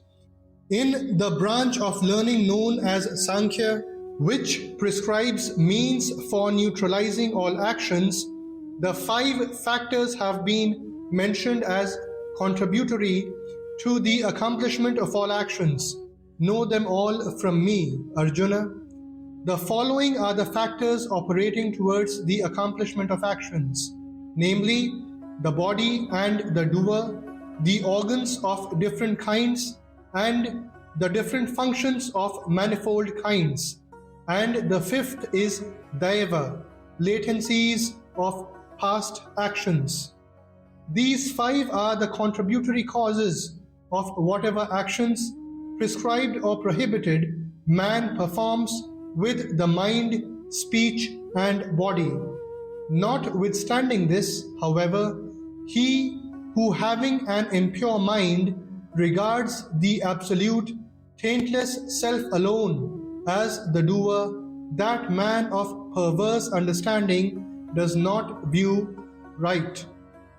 He whose mind is free from the sense of doership and whose reason is not affected by worldly objects and activities does not really kill, even having killed all these people, nor does any sin accrue to him. The knower, knowledge, and the object of knowledge, these 3 motivate action. Even so, the doer, the organs and activity, these are the 3 constituents of action. In the branch of knowledge dealing with the Gunas or modes of Prakriti, knowledge and action as well as the doer have been declared to be of 3 kinds according to the Guna which predominates in each. Hear them too duly from me.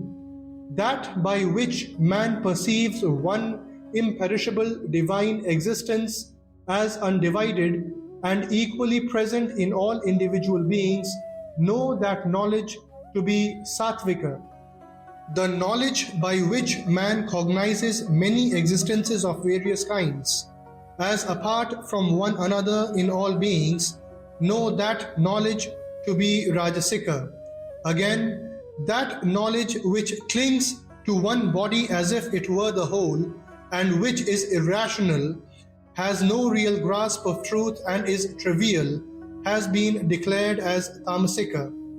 That action which is ordained by the scriptures and is not accompanied by the sense of doership, and has been done without any attachment or aversion by anyone who seeks no return, is called sattvika.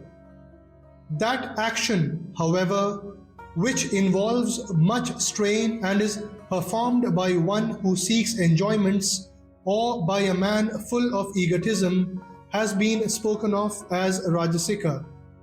That action which is undertaken through sheer ignorance, without regard to consequences or loss to oneself, injury to others, and one's own resourcefulness, is declared as tamasika. Free from attachment, unegoistic, endowed with firmness and zeal, and unswayed by success and failure, such a doer is said to be sattvika. The doer who is full of attachment, seeks the fruits of actions and is greedy, and who is oppressive by nature and of impure conduct, and who feels joy and sorrow, has been called rajasika. Lacking piety and self-control, uncultured, arrogant, deceitful, inclined to rob others of their livelihood, slothful, despondent, and procrastinating, such a doer is called tamasika. Now, hear Arjuna, the threefold division based on the predominance of each guna, of understanding, that is buddhi, and firmness, that is dhriti, which I shall explain in detail one by one. The intellect, which correctly determines the paths of activity and renunciation, what ought to be done and what should not be done, what is fear and what is fearlessness, and what is bondage and what is liberation, that intellect is sattvika. The intellect by which man does not truly perceive what is dharma and what is adharma, what ought to be done and what should not be done, that intellect is rajasika. The intellect wrapped in ignorance, which imagines even adharma to be dharma and sees all other things upside down, that intellect is tamsika, Arjuna. The unwavering perseverance by which man controls through the yoga of meditation the functions of the mind, the vital airs and the senses, that firmness, Arjuna, is sattvika.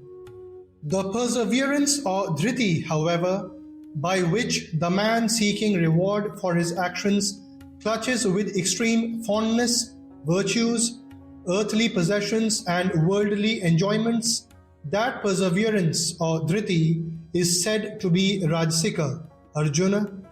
The perseverance or dhriti by which an evil-minded person does not give up sleep, fear, anxiety, sorrow and vanity, that perseverance is tamasika.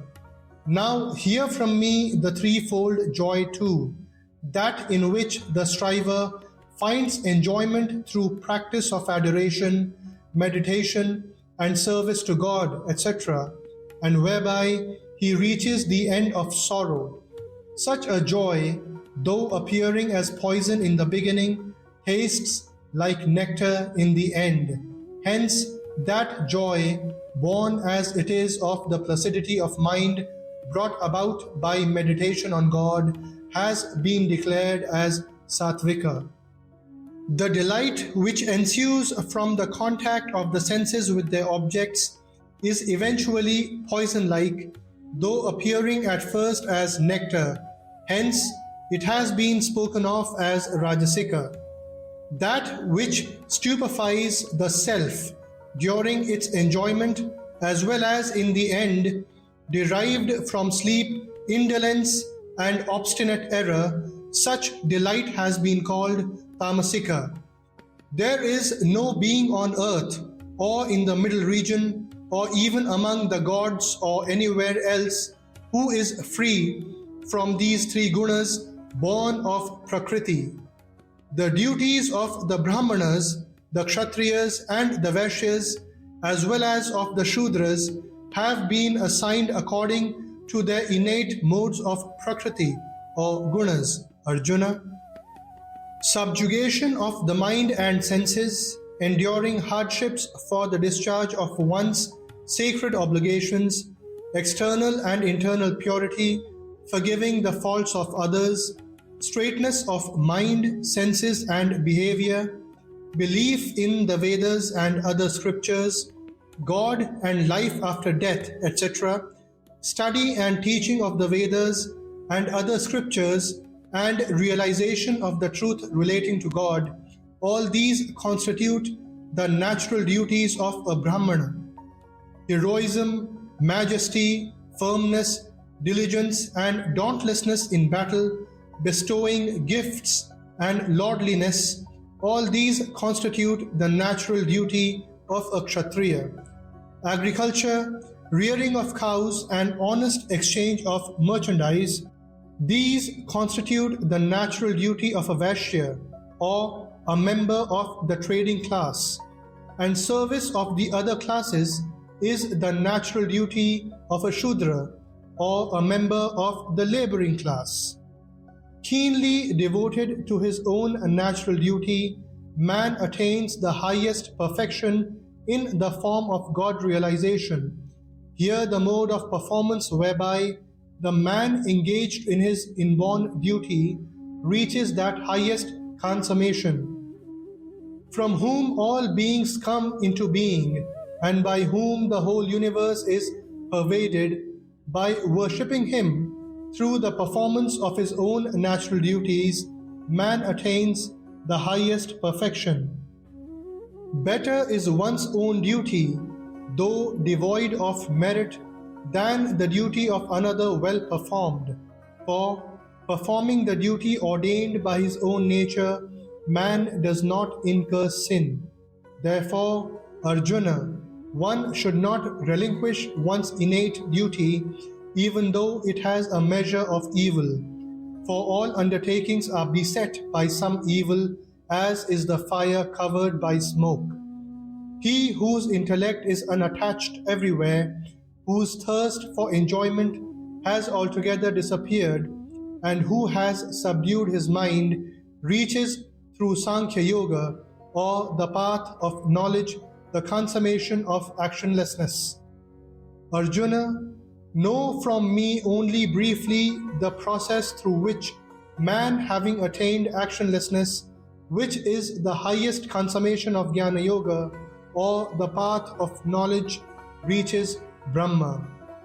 Endowed with a pure intellect and partaking of a light, sattvika and regulated diet, living in a lonely and undefiled place, having rejected sound and other objects of sense, having controlled the mind, speech and body by restraining the mind and senses, through firmness of a sattvika type, taking a resolute stand on dispassion, having completely got rid of attraction and aversion, and remaining ever devoted to the yoga of meditation, having given up egotism, violence, arrogance, lust, anger and luxuries, devoid of the feeling of meum and tranquil of heart, such a man becomes qualified for oneness with Brahma, who is truth, consciousness and bliss.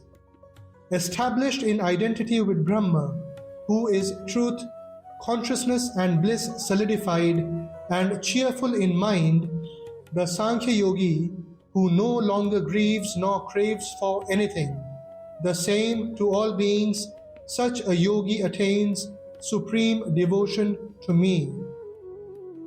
Through that supreme devotion he comes to know me in reality, what and who I am, and thereby knowing me truly, he merges into my being. The Karma Yogi, however, who depends on me, attains by my grace the eternal imperishable state, even though performing all actions.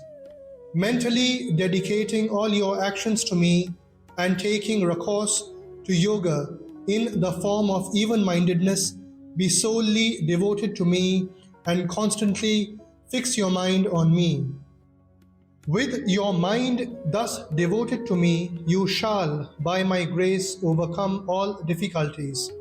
But if from self-conceit you do not care to listen to me, you will be lost. If, taking your stand on egotism, you think, I will not fight, vain is this resolve of yours, nature will drive you to the act. That action too, which you are not willing to undertake through ignorance, you will perforce perform, bound by your own duty, born of your nature.